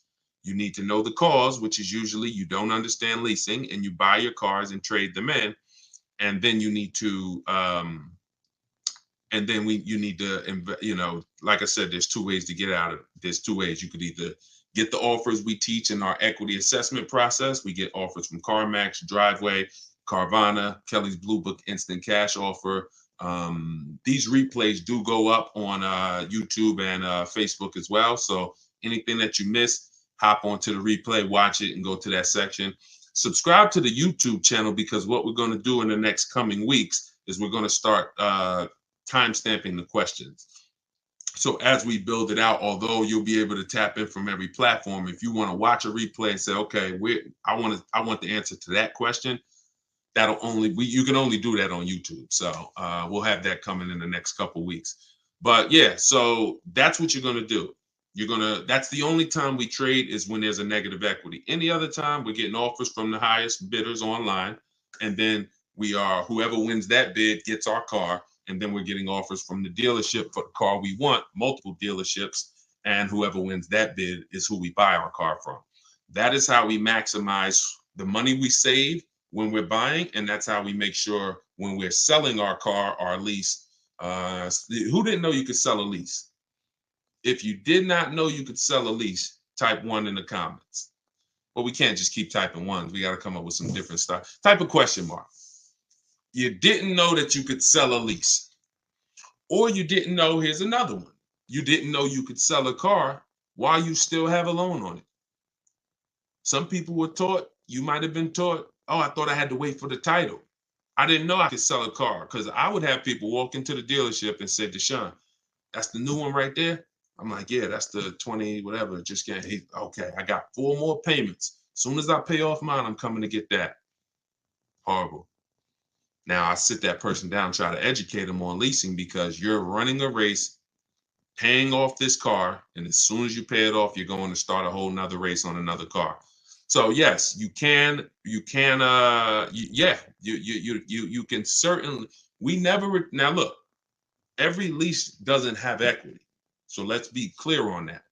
But we never return a lease to a dealership without doing an equity assessment because many of you, unfortunately, especially all through the pandemic, you were taking leases back and you were giving leases back that had money in them, or you were saying, okay, I know I have equity, but you got to work a deal for me. We don't let someone tell us how much equity we have. We get our payoff and then we call and we get offers for our car. And we get our payoff from our bank or leasing company, and then we call and we get, we go online, we get online cash offers. That tells us how much equity we have. We don't let a dealer tell us how much equity we have at all. All right. This one's TikTok. Nissan said I can't sell my lease to anyone other than them. No, you can. Okay. See how wording, here's what's important about wording. Your third party restriction means you can sell to any Nissan dealer. So what we do after we get our online offers, we call and we get bids from Nissan dealer used car managers. It doesn't mean, you go in and you talk to one dealer or the dealer you bought your car from. Oh, they said I can't sell to anybody but you. First of all, every Nissan dealer is independently owned and operated. So what I want you to know, if you've ever thought that, some people didn't know, you're not going to, these dealers are all owned. See, when you think all of these Nissan dealers are one, that's why you don't make them compete. See, you've been taught or you've been schooled to think, yo, these are all one dealer. Every Nissan dealer I drive by, that's Nissan. That's why some people say, I won't do business with Nissan. Had a bad experience with that dealer. They're all different. They're all independently owned and operated. And that's why when you start using what I'm teaching you, which is making people compete, you're going to see how different they are. Oh, this one's trying to beat this one. These 3 right here are all high. Matter of fact, all 5 of y'all are high, but this one over here that was 45 minutes away, he beat the price on all of y'all. That's what you got to understand. These dealers are independently owned and operated, but they've trained you to make you think they're not, so that you just keep coming to the one that's closest to you. But yes, we make those dealers, when we have we've had tons of people sell vehicles with third-party restrictions. You get bids from used car managers. Because your Nissan might be worth 15 to this Nissan dealership. To this Nissan dealership, it's worth 16. To this one, it's worth 16.5. To this one, it's worth 17. And if you just go into one dealer and give them that car, you're leaving thousands of dollars on the table. And I'm only interested in talking to the people who are like, Deshone, I'm done leaving money on the table. If that's you, then just keep listening and unlearn what you've been taught. A big part of what you're going to do here is unlearn the bad advice. We're going to make sure of it. All right. Mike Kelly. This one's Facebook. Is there a source anywhere that will tell you any and all rebates available on the vehicle you're looking for? No. Nope. You must shop offers. If there was just, it'd be great to just know all public nope. Rebates, brand new cars and leases. There's nowhere you can go that say, oh, look, they have all these rebates. Example, like I talked about Sean. I pulled his deal. Sean is somebody that uses my stuff, and if you use my stuff, you get multiple offers.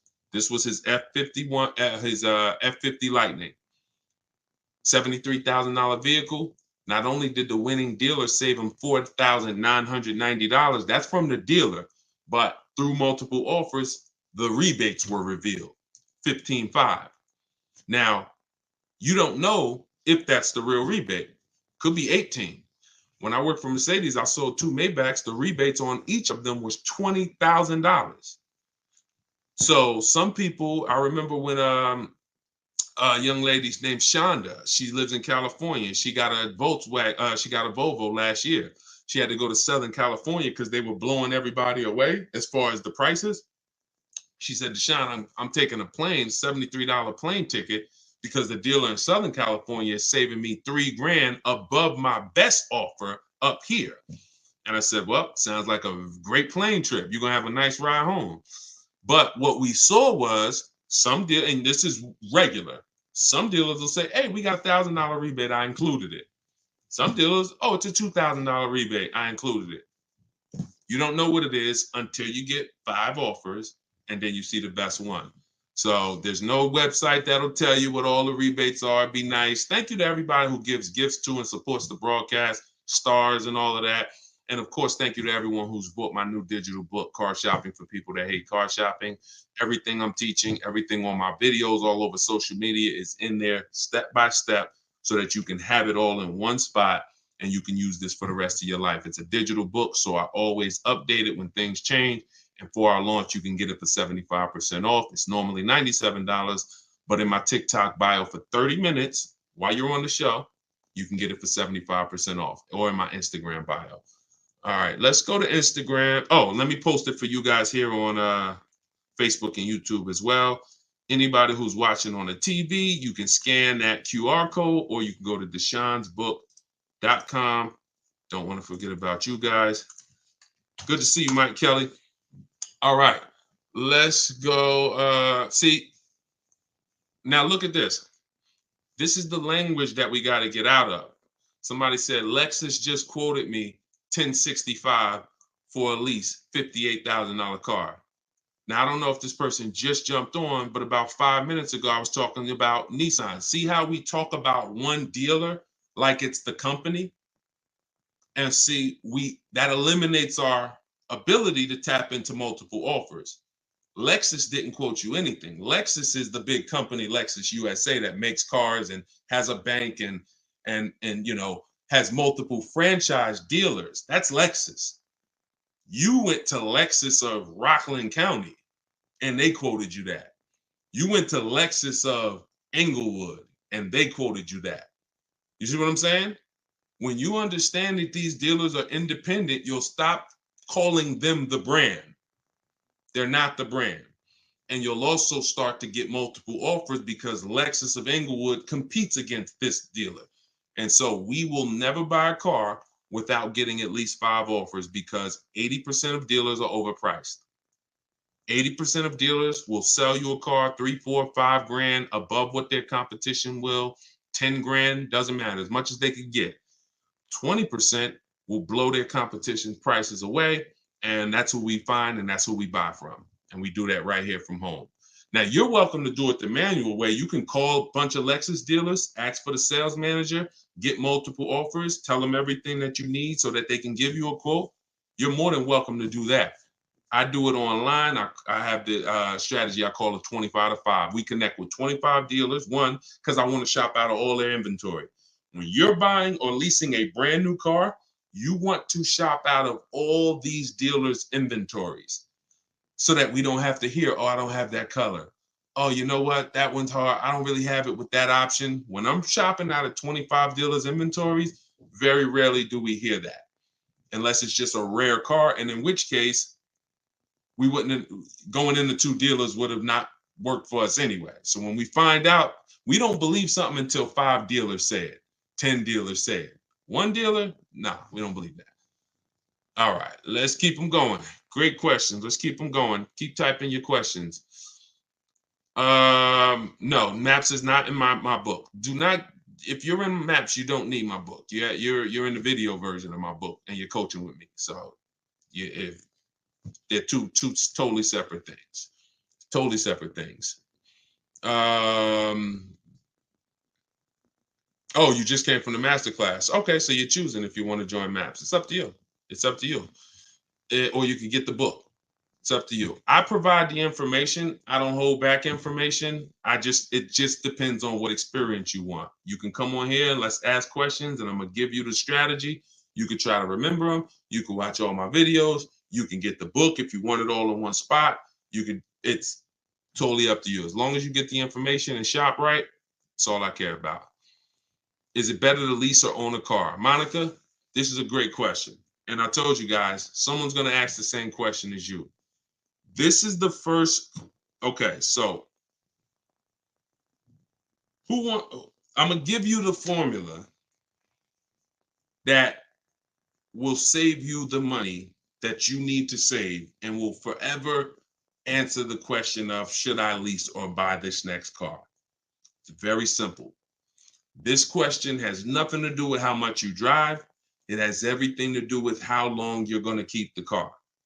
Because the expense that you need to concern yourself with when it comes to leasing versus buying is the unseen expense, depreciation.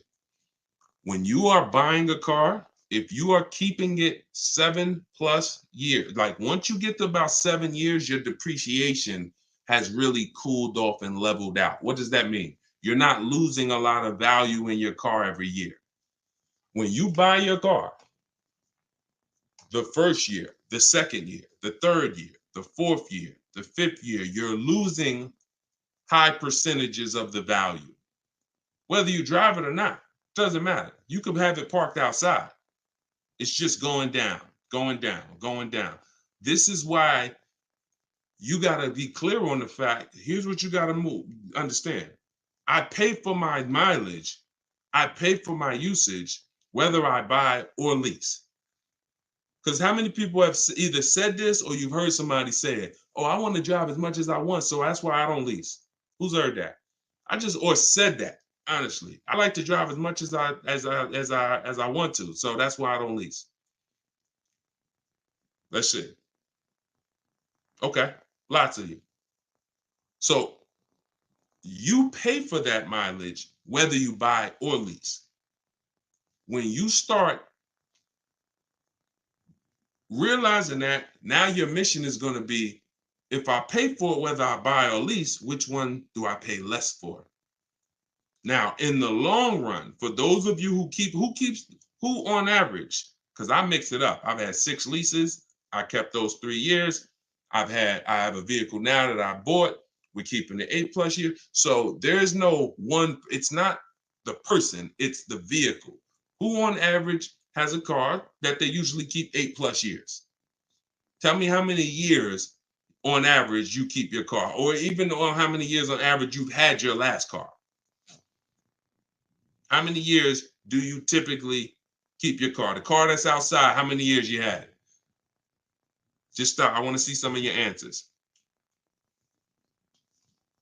You shouldn't be shopping for a car like it's a second job. Once you decide what you want, if you're doing it your way, it's gonna suck. I'm not here to tell you it's not. I'm like, the old way sucks. That way, I get cars in 90 minutes. The people who use these online shopping strategies, I have an online shopping system. It's not something I hope works. I've worked with 1,700 people since 2021, personally, in my video library program. That's outside of the book. Thank God, we're putting thousands of books in people's hands. There's thousands of people that are going to be using this. It is not going to take them hours or even days. No, that's over. But the old way, yeah, takes a lot of time, and you still may not get what you want. Okay, so I see 3 years. I see 3. I see 15. I see 10. I see 10. Okay, let's see. I see 10. I see 2. I see 12. I see 8 and 12. Okay, so the question is, how many years have you kept the car that you have? If you're not keeping your car 8 years, then what's happening is you're losing so much value. And here's what's happening. When somebody like Charles is on the screen right now. If you're on any of the platforms that I can broadcast the picture, then you'll be able to see it.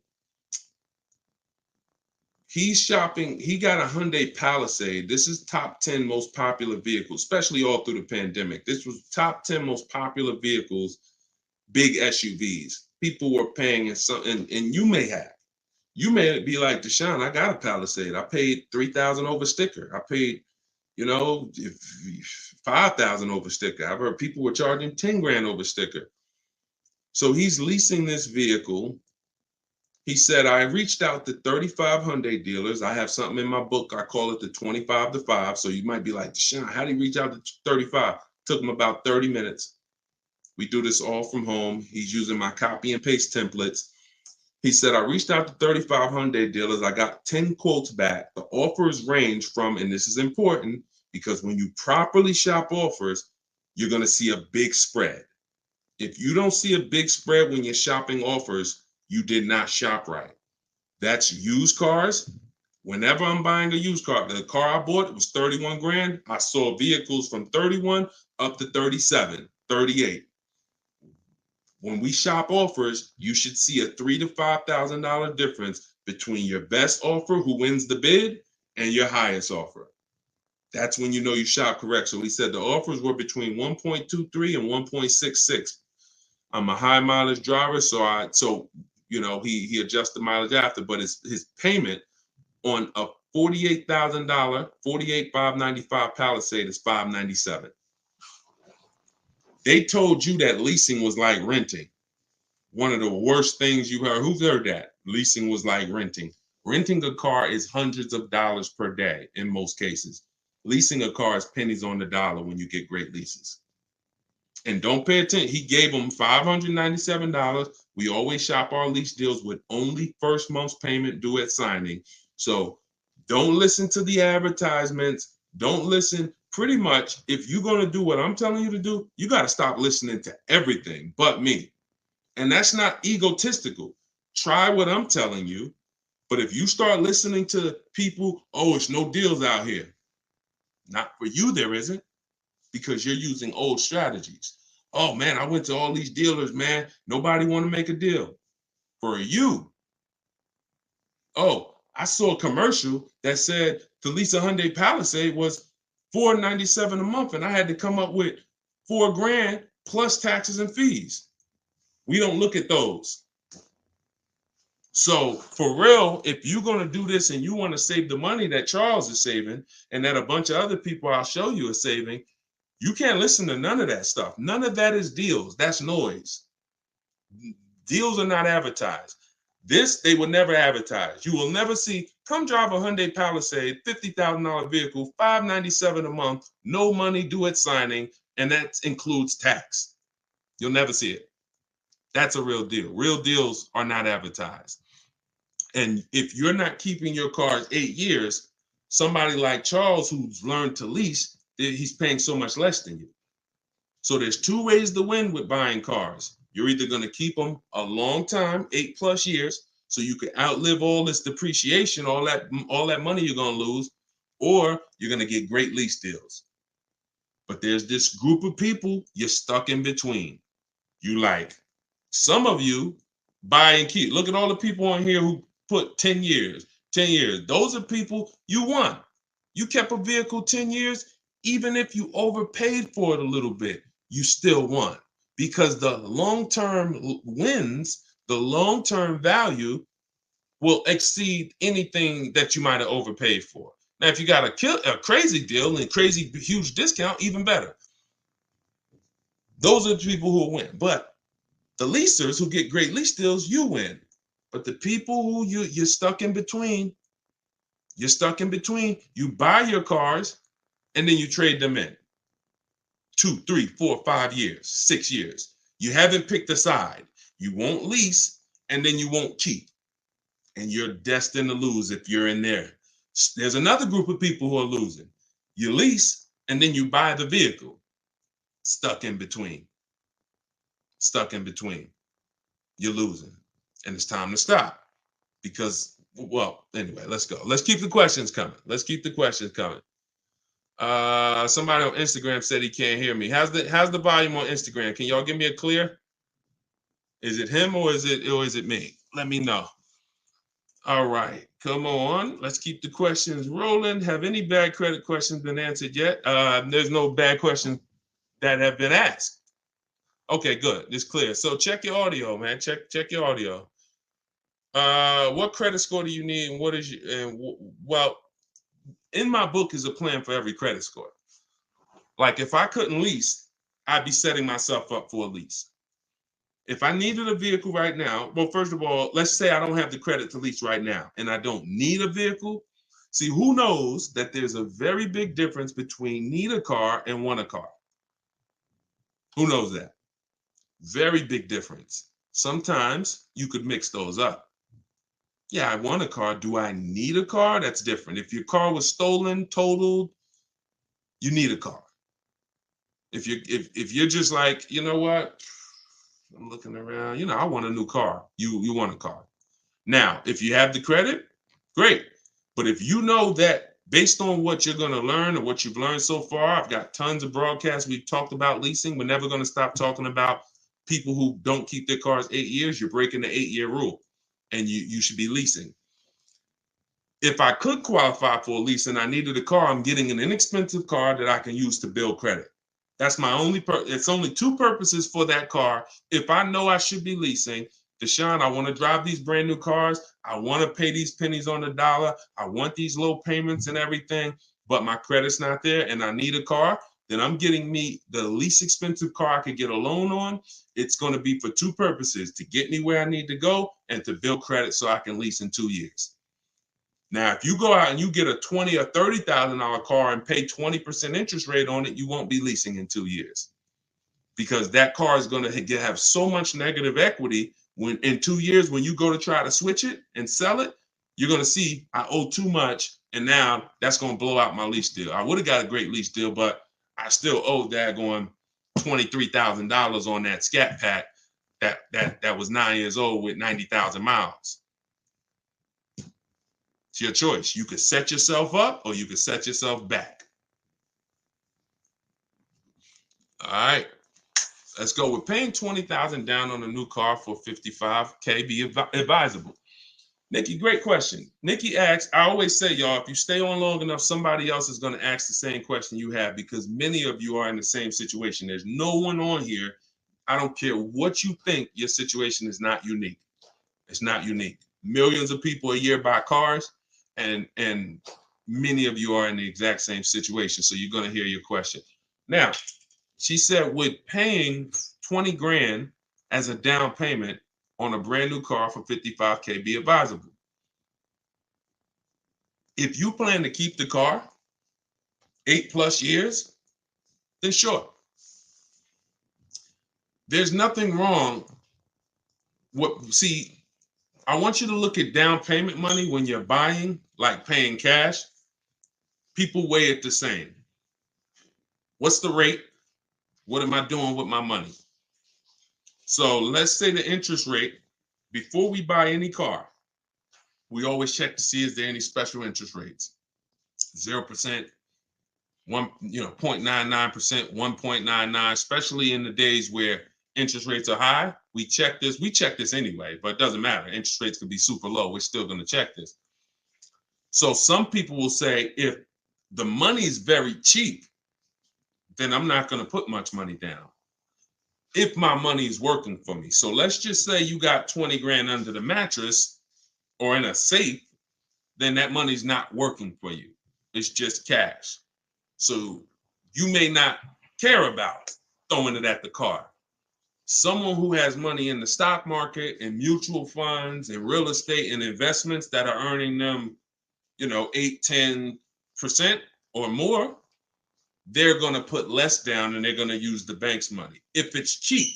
Now, if the bank's money is expensive, 6%, 7%, 8%, then whether, in those cases, it makes sense to not use any leverage because the money's expensive.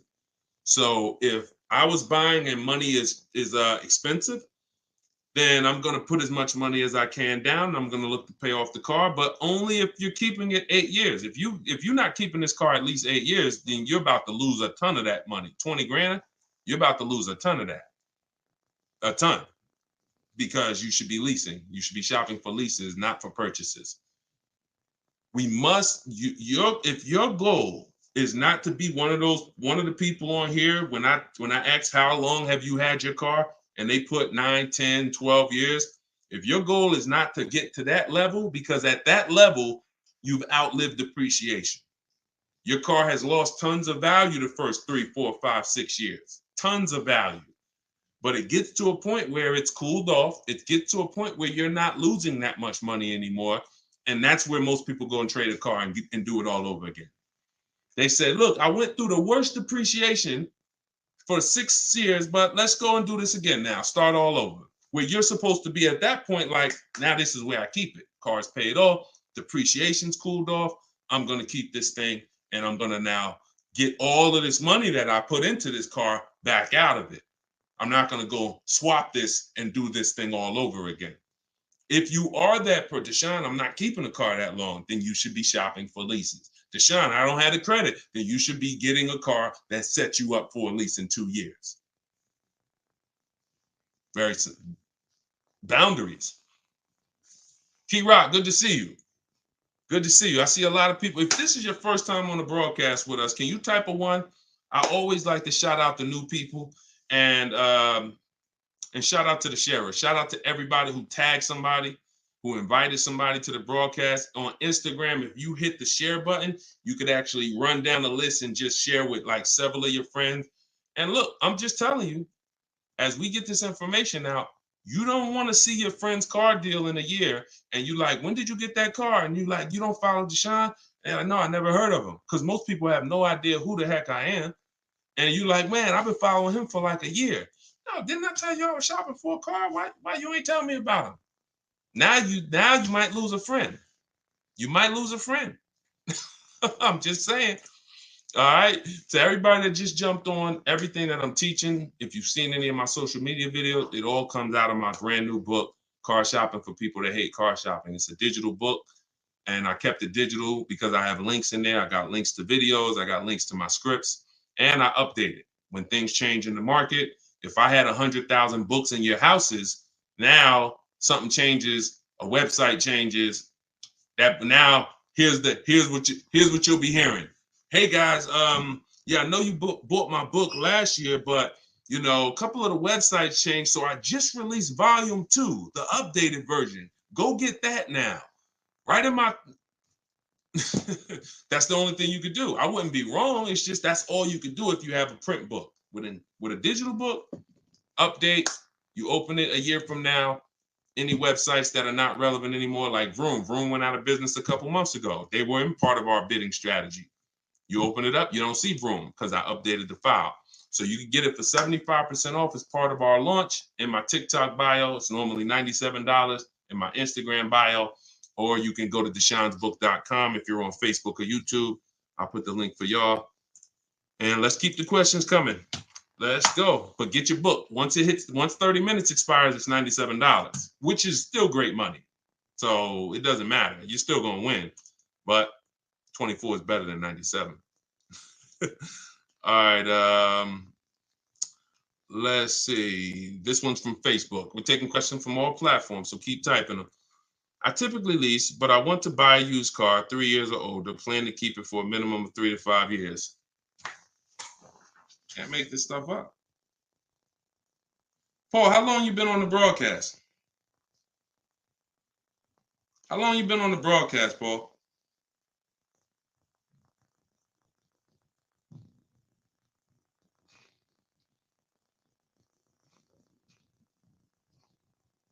So if you've been on the broadcast for 10 minutes, how didn't you just hear me talk about if you're not keeping your car 8 years, you shouldn't be purchasing?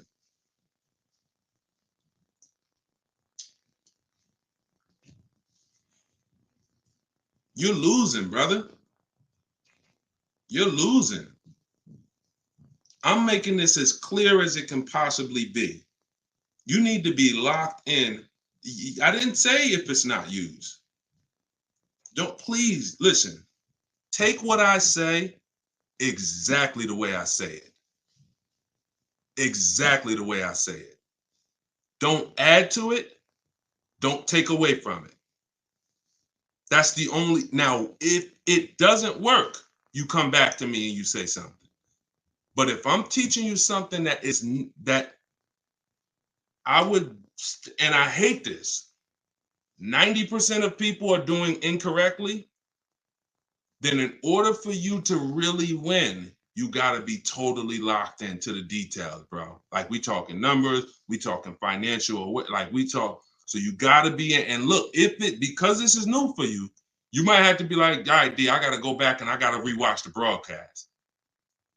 But as long as I have laid this out for y'all in a way where I don't want you thinking, because this is an industry that I've been in for now total 2006, we're going on 18 years now. And I know that in order for you to win, all of you, I have to make this in a way where you guys don't have to think. Because the minute you start, I got to think and I got to remember, what should I say there? I'm setting you up for failure. So best thing is just, if you hear Deshone say this, lock it in as a rule, especially if I say it's a rule, like the 8-year rule. And the 8-year rule is this. This is step 1 in my book. My book is 7 steps. Step 1 is the most important question. How many years are you keeping the car? Why is that the most important question? Because that's going to determine whether you buy or lease. If you answer that question and say 8 years, you're buying. If you say 3 years, you're leasing. 8-year rule. 8-year rule. If I'm not buying if I'm not keeping 8 years, I shouldn't be buying. And I don't care how much money I save. If I buy when I should have leased, it does not matter how much money I save. Let's go back to one of these lease deals. Let's look at Danielle. Danielle is driving a $44,000 Audi. She's paying $550 a month. Let's just say somebody went in to buy that same Audi. Y'all, shout out to y'all liking this, tapping the screen on TikTok. I appreciate y'all shooting the likes up. Let's just say Danielle, who leased this Audi for $550 a month, that's all she gave them, $550. She drove off. Let's just, I want to show you, to hammer this home, this buying versus leasing thing. I'm like, we're gonna hit it from all angles. Like, we are gonna hit it straight on from the side, hook it, uppercut, because you gotta be, because they've been hitting y'all with bad information for so long. They've been hitting y'all with bad lease commercials, Dave Ramsey videos, viral videos. They've been hitting y'all with all this stuff from so many angles, so we got to do it the same way. So let's take Danielle, who got a really good lease, $550 a month, and it's a $44,000 car. I want to show you that if you buy when you should have leased, it doesn't matter how good of a deal you get. You lost. You lost big money. Let's say somebody comes in and they're looking at the same Audi that Danielle just leased.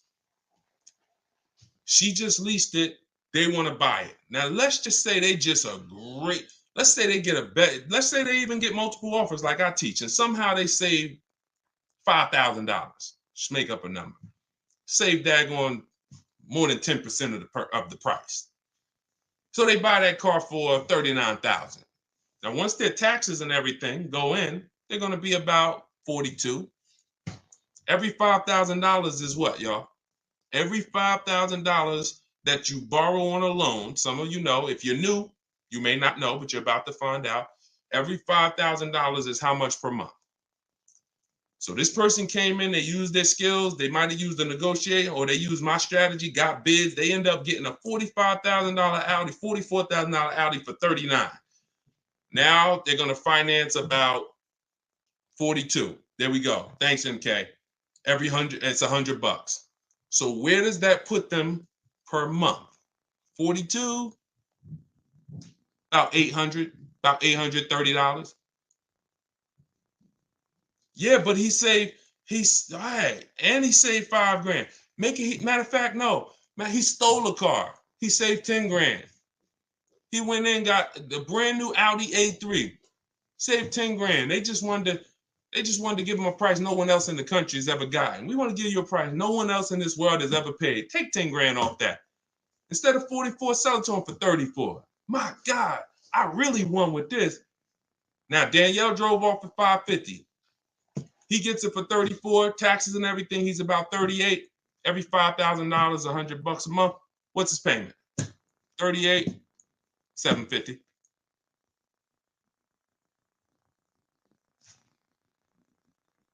On a deal no one else will ever get in this world. Still paying $200 more per month than Danielle. Do y'all see what we're talking about? Is that clear? That's why the first question, how many years are you going to keep the car, which is the leasing versus buying question, the 8-year rule question, is where your deal foundation. Let's say somebody says, you know what, Deshone, I'm not buying new. I'm going to buy a pre-owned one. Okay, you're going to buy a pre-owned Audi? You're not keeping it though. Nah, I ain't going to keep it. I'll keep it about 5 years. Okay. And you're not going to lease it. Nah, I don't believe in leasing. Okay. Danielle drives off in her brand new Audi 550. This person comes, let's say a brand new 44. What's a good price on a 3-year-old one? I want to ask y'all, because I'm not going to leave nothing to chance. I want to show you that no matter how you slice it from logic, it's no way to win when you should have leased, but you bought. So let's say brand new one's 44. How much is a used one? Good deal on a used one. Brand new car, 44,000. 3-year-old one, what's a good price on a 3-year-old one? Let's be conservative. What we think? What we think?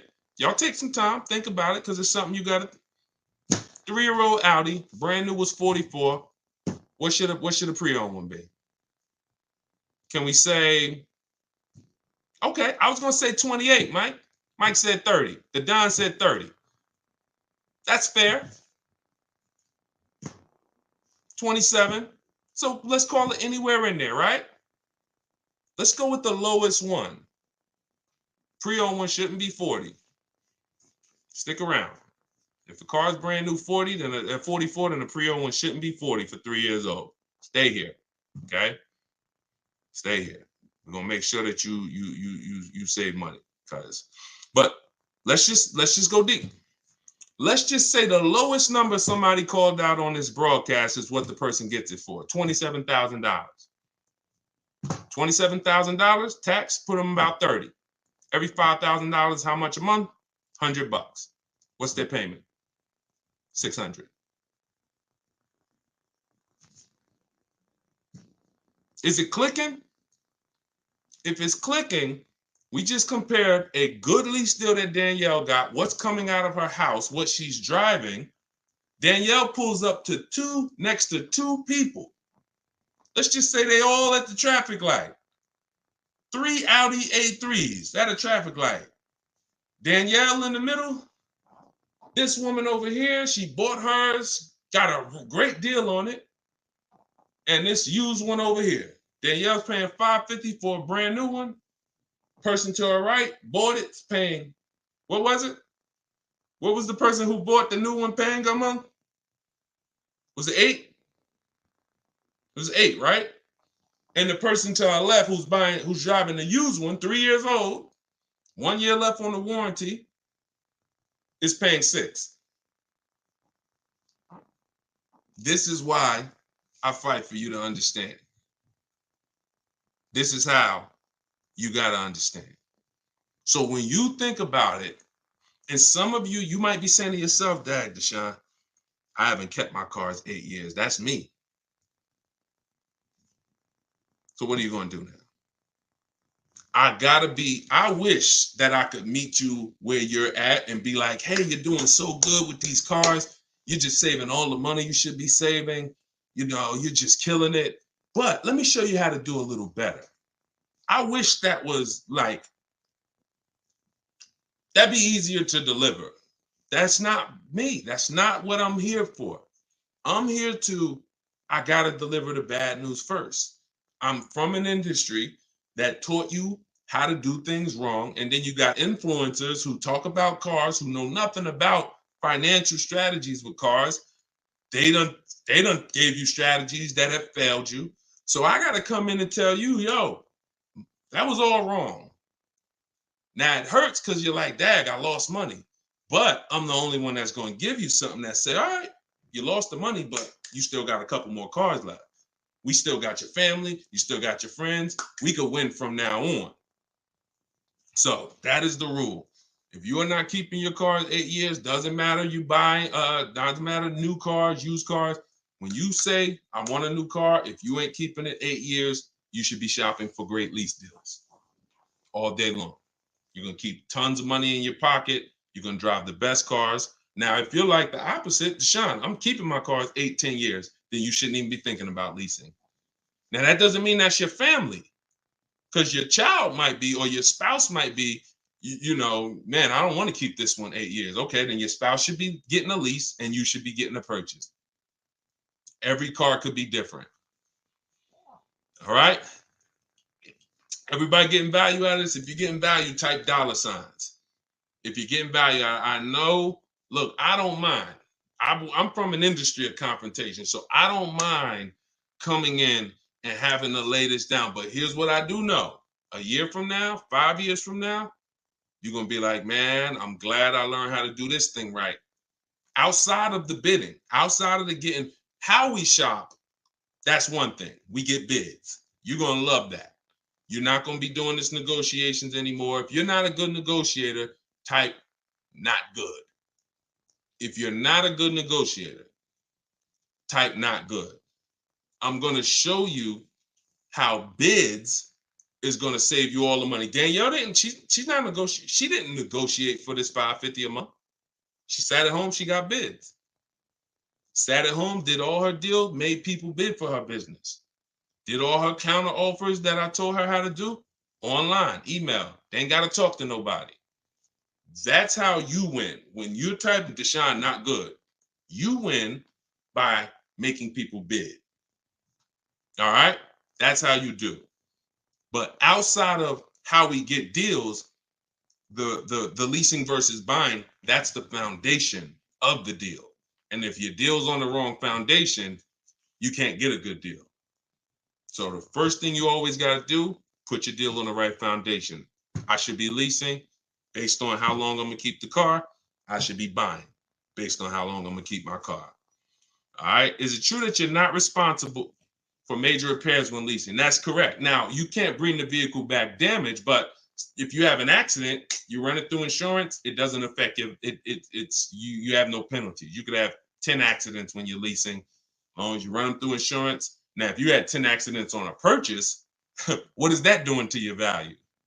You owned your car, you got 10 accidents. If you lease, you don't have to worry about it. Let me put my banner back up for those of you who just jumped on, or those of you who are like Deshone. I need that book. What's the name of it? My new digital book is called Car Shopping for People That Hate Car Shopping. It is not just leasing versus buying like I just broke down, but also how we shop and make dealers bid for our business, how we make banks bid and credit unions bid, and how we make buyers bid. We don't trade cars. So everything is in there, and you can get it for 75% off. It's normally $97. It'll be in your inbox in literally 10 minutes or less, really like 3-4 minutes. You can get it in my TikTok bio, but it's only 75% off for 30 minutes. Once it goes to zero, it goes back to $97, which is still a great price. Or you can get it in my Instagram bio, click that website, and grab your copy for 75% off. But yeah, when leasing, here's the key. When leasing, you may have heard that with leasing, oh, the car has to be perfect. Absolutely not true. Many leasing companies have something called the credit card rule. So if a scratch could be covered by a credit card, they're not going to charge you. They allow for normal wear and tear. No bank, no leasing company expects you to bring a car back in 3 years looking like it just left the showroom. They allow for normal wear and tear. These are your dings. These are your brush scratches. You're in a shopping mall, somebody opens their car, dings your car, allowable. What's going to be billed is things that would be billed if you owned the car and was trying to sell it. See, if you own the car, people wouldn't be looking at that stuff saying, oh, I'm not buying it. Look, you got that little ding there. No, it doesn't affect your value that much. Now, if you came and the tires were bald, well, that affects your value. If you came and there was a scratch on it, looked like somebody keyed the car, oh, that's going to affect your value. Those things are those are the things that get billed for, and they call those excess wear and tear. That's not normal wear and tear. That means, a baseball sized dent, a crack in the windshield. These are things that are called excess wear and tear. So, if you're getting billed for damage on your lease, it's because you've really gone outside of normal wear and tear. But the car does not need to be perfect. The car does absolutely not need to be perfect. They allow for normal wear and tear on a lease. Okay, let's see. Hold on. All right, we got a little more time. Let's keep it going. Jay, I have the book. Use it. Congrats. Use it and win. And please, everyone who has the book, please DM me. I don't see DMs, so I'm not even gonna say DM. Thank God we have over 2 million followers across 4 platforms, and we get hundreds of DMs. There's just no way for me to see them. The minute you purchase the book, I give you a support email, just in case, because sometimes you type in your email wrong, you're typing fast, and you're trying to get back to the broadcast, and it won't be there. Give it 10 minutes. Make sure you check spam, but make sure you send me your success story. I want to see when you get your car, and I want to see the deal. See, this is the difference when you start getting great deals. Let me tell you how different this is going to be. You're going to be just as excited about the deal as the car. See, people, if you don't know how to get great deals, you don't broadcast the deal. You just say, oh, look at my new car. When you start getting incredible deals, Danielle, when you start getting deals like this, and it's not just leases. We got tons of people who got purchase deals too. Like I showed Sean. Sean's getting an F-150. Look, he's getting an F-150 Lightning XLT. He sent me this a couple days ago. $73,000 MSRP. He's getting $20,000. He's getting over $20,000 off. He's purchasing that, keeping that truck. So when you start getting stuff like this, you're going to broadcast the deal. So you're going to be so excited. Yo, not only did I get this great car, look at what I did. So send me that. Deshone, look at what I just paid for this. Yo, look at this lease deal I just got. Deshone, look at this used car. Look how much I just saved from the original MSRP. That's when you are confident in the deals. Because I know you buy your cars and you don't want to talk numbers. Most people will not send me numbers. Most people will not send me numbers. I've been on social media now for May 2021, going on 3 years. Very rarely do I get a deal that somebody bought. You don't have confidence in the deal. And no one wants to hear that you overpaid. So, but now, oh, you'll be emailing me, Deshone, look at this price. Yeah, I stole this car. Look at this, Deshone. This was the lowest out of all the offers, and that's what I want. No, Steven, you shouldn't be buying your lease. All you're doing when you're buying a lease, look, somebody, this is TikTok. Somebody asked, should I buy my lease? Why? And the answer is no, unless you're keeping it 8 years. Because here's the thing. I know some of y'all may have heard about, heard this thing that's not a thing called lease to buy. Who's heard about that? Who's heard lease to buy? Who's heard that? Lease to buy. Who's heard that? Okay. Steven said, I never heard of it. Okay. What it is people will lease their car, turn around and buy it. We don't do that because you've already had the car for 3 years. And what you're doing is it goes back to not picking out. If you say all you're doing when you buy a lease is buying a used car, that's it. If you look at it the exact same way, that is exactly what it is. So when you look at it that way, now what you're asking yourself is, Deshone, should I buy a used car or should I lease a new car? Now, if you tell me you're keeping it 8+ years, then buy the used car. That's the only thing you're doing when you buy your lease. You're buying a used car.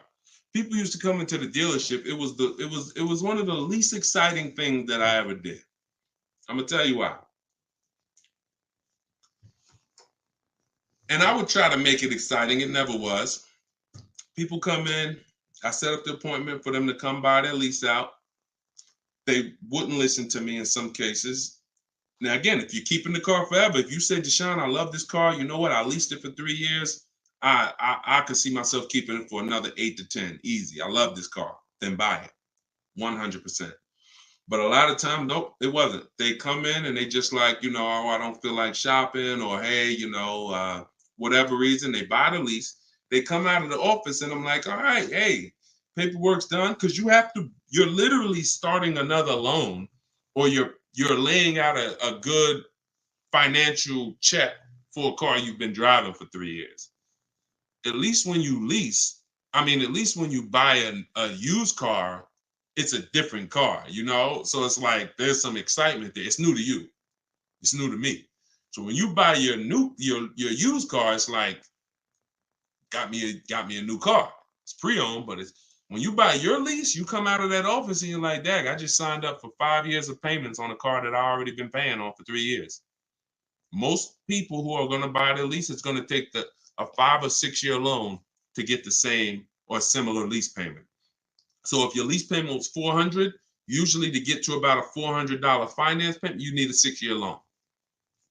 What's 6 plus 3? 3 years you leased it, and then you take a 6-year loan. 9 years. 9 years. Name of the book is Car Shopping for People That Hate Car Shopping. Somebody asked, what's the name of the book? So would anybody on here, you all are smart adult, would anybody on here sign up for a 9-year loan? Anybody?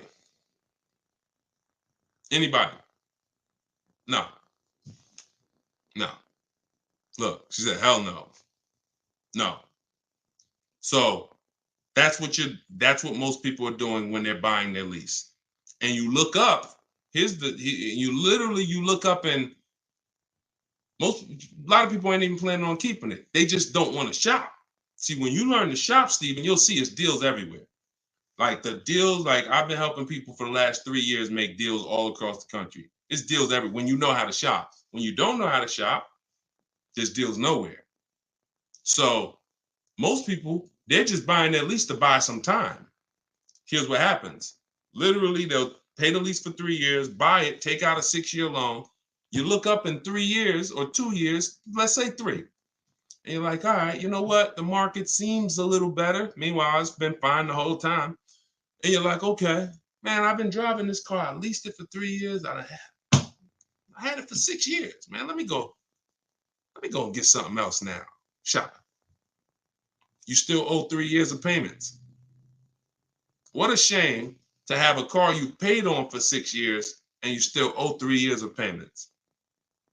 One of the worst financial decisions people are making. But again, if you're going to keep the car long term and pay it off, keep it 8 more years, then buy the lease. But if that's not you, you should be shopping for an aggressive lease deal right now. All right. This one's Facebook. Sandy said, Brother Deshone, help a brother out. So I'm looking for a Benz GLS 2018 to 20. I'm having trouble with the sheet. I can't figure out the discount because I can't obtain original sale price. Also, when listing from highest to lowest, should I list from range of years, or each sheet is broken down by years? I always do lowest to highest. I do the lowest price to highest. So whenever I open up the offers, you're using what's in my book, Sandy. You just open up, once you have the marketplaces, you create your account, you open them all up, and then you're sorting lowest to highest, because you can't. Who knows what we're trying to do when it comes to market value? Who remembers? What's the only thing important for us when it comes to market value? Let's see. And you know what? We've been getting a lot of new people on here every broadcast, so I can't even ask that. I can't even ask that because, a lot of people on here for the first time. Yes, Mike called it. Yes, below market. So that's the only thing. So how do you get a below market used car? You gotta know what the market is. So when you open up those tabs, Sandy, you're going from lowest to highest because you need to see what the low side of the market is. Doesn't matter the year. I won't sort for the year. I will sort for the lowest value in the market, because if you've done the perfect budget calculator, which is in step 3, that's going to tell you, it's going to give you those goals of how much you can spend on a car with taxes and everything. And so when you have those goals, now what you're looking for is, yeah, I'll go lowest to highest, but if I see a 19 or something that I like, then I'll go with that because I know it's within my budget. So I just need to know what the lowest price in the market is. Now you could also do it by year. You want to do all the 18s, you could do that. You want to do all the 19s, you can do that. If you have, because what I would do is I look for the newest year first. So if I was looking 18 to 20, I'm trying to see, is there a 20 in my budget? And then if I don't see it, all right, now let me add 19s. Is there a 19 in my budget? And then I go into 18. I'm only going older when I need to, not just from the start. I'm starting with the newest vehicle and seeing, can I get a great quality vehicle, new as possible, in that budget? And then if I can't, then I'm going to open it up to additional years. And when it comes to getting the MSRP, there's 3 ways to do it. You can try Get Clutch. I'm going to give you this website. Because every manufacturer doesn't have a deal with Carfax. Carfax shows the window sticker for the brands that they have a deal with. I think it's probably like 15, but there's 40 brands. So I would narrow it down to your top vehicles, and if you see that they're priced great, then you can use withclutch.com. I think it's withclutch.com. We're looking to build a software because they charge $5. I haven't found a spot that besides Carfax, and you've been able to get those Carfaxes on the dealers' websites, Sandy? You've been able to bypass, don't buy the Carfaxes on the marketplaces, go to the dealers' websites like the book says, and that's what you do. You need to get the original window sticker price, y'all. Because you're gonna pick the wrong car. I had 4 Infinity trucks that I had narrowed my search down to, and they were all around the same price when I bought mine. They were all 2020s. They were all the same color, interior color. When I'm looking at them online, they all look the same. They're major differences, and the biggest difference is they're all asking between 30 and 32,000. But one of them brand new was 46, one of them was 48, one of them was 52, and one of them was 54.5, and that's the one I got. See how major that is? Dad, what if I would have picked the $46,000 one because they were asking 30? So I picked the one that was 46,000 brand new. So the one I got had the biggest discount. So when we're shopping, when we're making our final decision on which used car we're going to buy, we're not looking at the dealer, the discount the dealer's giving us. That doesn't matter. What matters is which one of these cars have the biggest discount from the original price when it was new.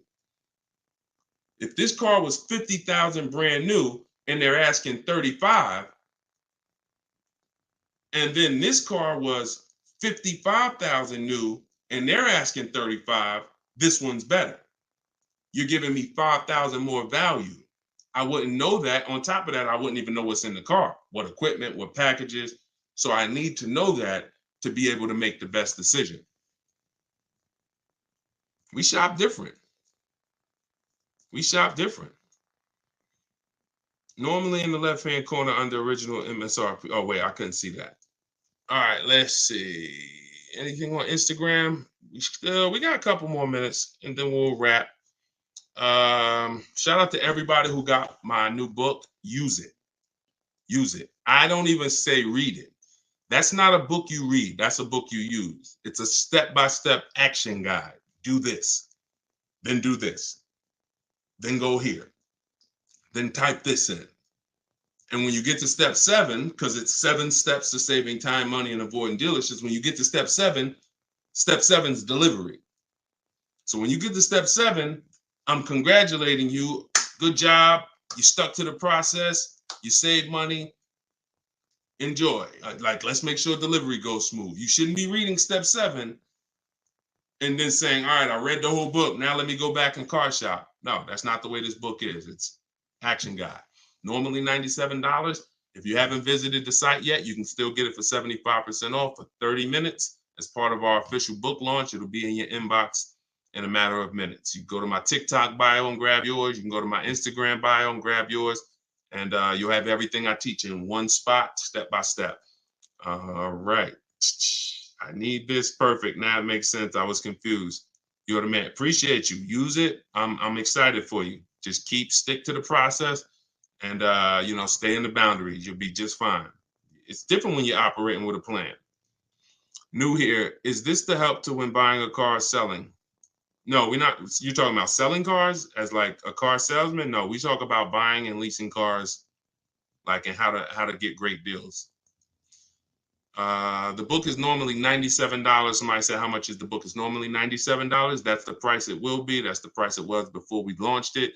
And for our launch, it's 75% off. So if you get there before the timer is before 30 minutes, you get it for $24. And $97 is a great price because you'll look back on it. If you use this book will save you. This book's probably worth $10,000. It's worth $5,000 each car you get, I would think. So depends on how many cars you're gonna get. Okay, this one's YouTube.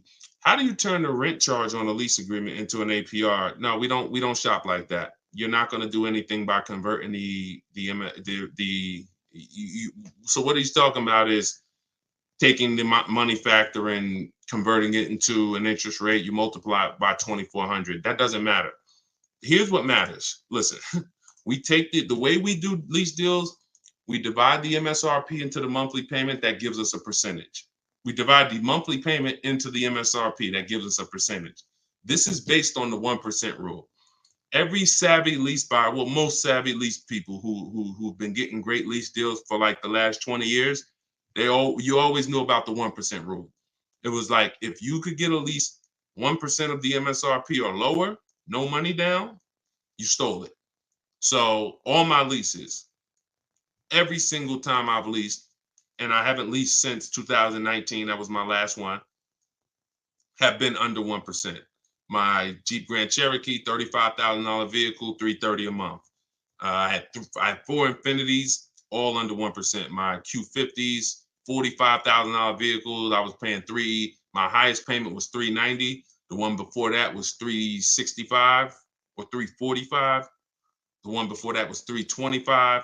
These were $40,000, $42,000 vehicles. My Pontiac G6s was $256 a month. These was like 20. That was my highest one. That was my first lease, and I had to pay a little bit more because I was just establishing my credit as a leaser. But even that was probably 1.1%. So the 1% lease rule has been around way before I even got into the car business. What wasn't around though was when people were paying too much for leases. So we came up with the 1.5% rule, because once your lease payment is more than 1.5% of the MSRP with no money down, you're paying too much for a vehicle you're giving back. So lots of people, especially through the I was making videos, people were making videos, hey, you really should explore leasing. No one was telling you guys how to make sure you weren't overpaying for the lease. Now, that doesn't mean it's a great deal. Like, that was like the max, 2 extremes. 1%, I stole a vehicle. 1.5%, I overpaid. So somewhere in between here is good deals. So when you look at this and you're like, okay, lease deals. What was the question? Oh, no, it wasn't Stephen. It wasn't leasing seems so costly now. Somebody had said something. How'd I get on that subject? What was I talking about that I went into a lot of lease deals? Thank you for your time and expertise. Appreciate it. I told y'all know when I'm doing these rapid fire Q&A, especially, we're an hour and 15 minutes in. See, that's usually my body clock saying, all right, it's about time to wrap. Oh no, this is what it was. I'm at Alex from YouTube. His question's on the screen. He was talking. See, there's plenty of people who walked into the dealership when I was there. They had their financial calculator. Hold on, let me put a lease deal up here. And what they would do is they would ask me for the rate, the residual, and they would convert the money factor to an interest rate. And they're like, okay, what's the selling price and all of that? That's not how you get your best offer, because you don't know what the rebates are. You don't know what I'm holding on to. What are the unadvertised incentives? You have no idea. So the only way to get the deals that you see on these screens, this is Kimberly, $91,000 Maserati, $944 a month. 90, look, Just got it recently. This market, $91,000 Maserati, $944 a month. She didn't get this by converting the interest rate and what's the rent charge on the car. No, she got bids the way I teach. We are going to get at least 5 bids, and that's how we save this money. Look at Bonita, 2022, middle of the pandemic.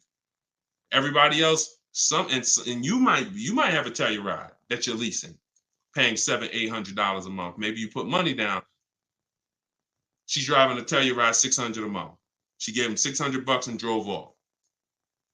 $47,000 truck.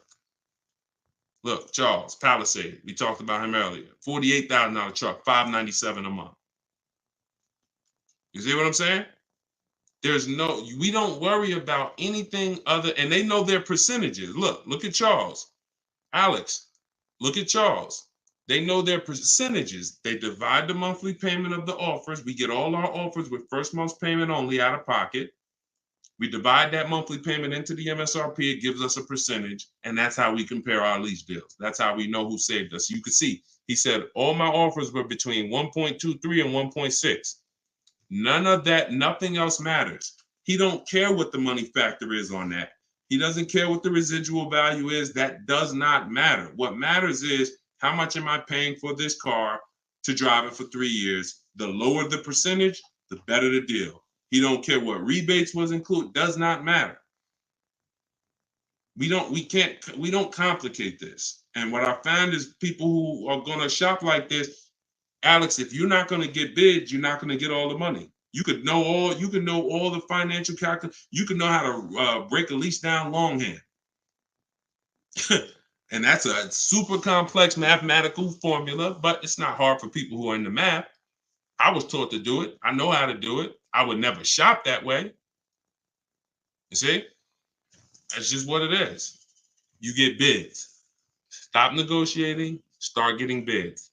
My book is the only book. I think I'm the creator of the system. So it's like Deshone, I never heard anybody talking about getting bids before. I created it. I created the 8-year rule. I'm not teaching. I'm fortunate, thank you, Lord, that everything that I teach outside of standard like math is stuff that I created. The 8-year rule, that's me sitting down and saying, okay, when's the cutoff when a person who purchases starts to win based on depreciation? 8 years. What's the cutoff when a person pays too much for a lease compared to someone who bought and now they're giving the car back? They paid too much, 1.5%. So the bidding system that we use, it's not something I learned, it's something that I created. That's why I say test it.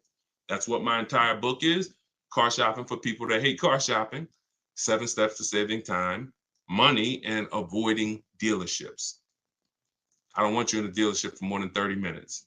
If you use what I'm teaching you, you won't be. So, all right, y'all. We've been on here for 1 hour and 20 minutes today. Go grab your book if you want it. If not, I'll see you in the next broadcast. For those of you who have the book, if you just jumped on here like, Deshone, what book are you talking about?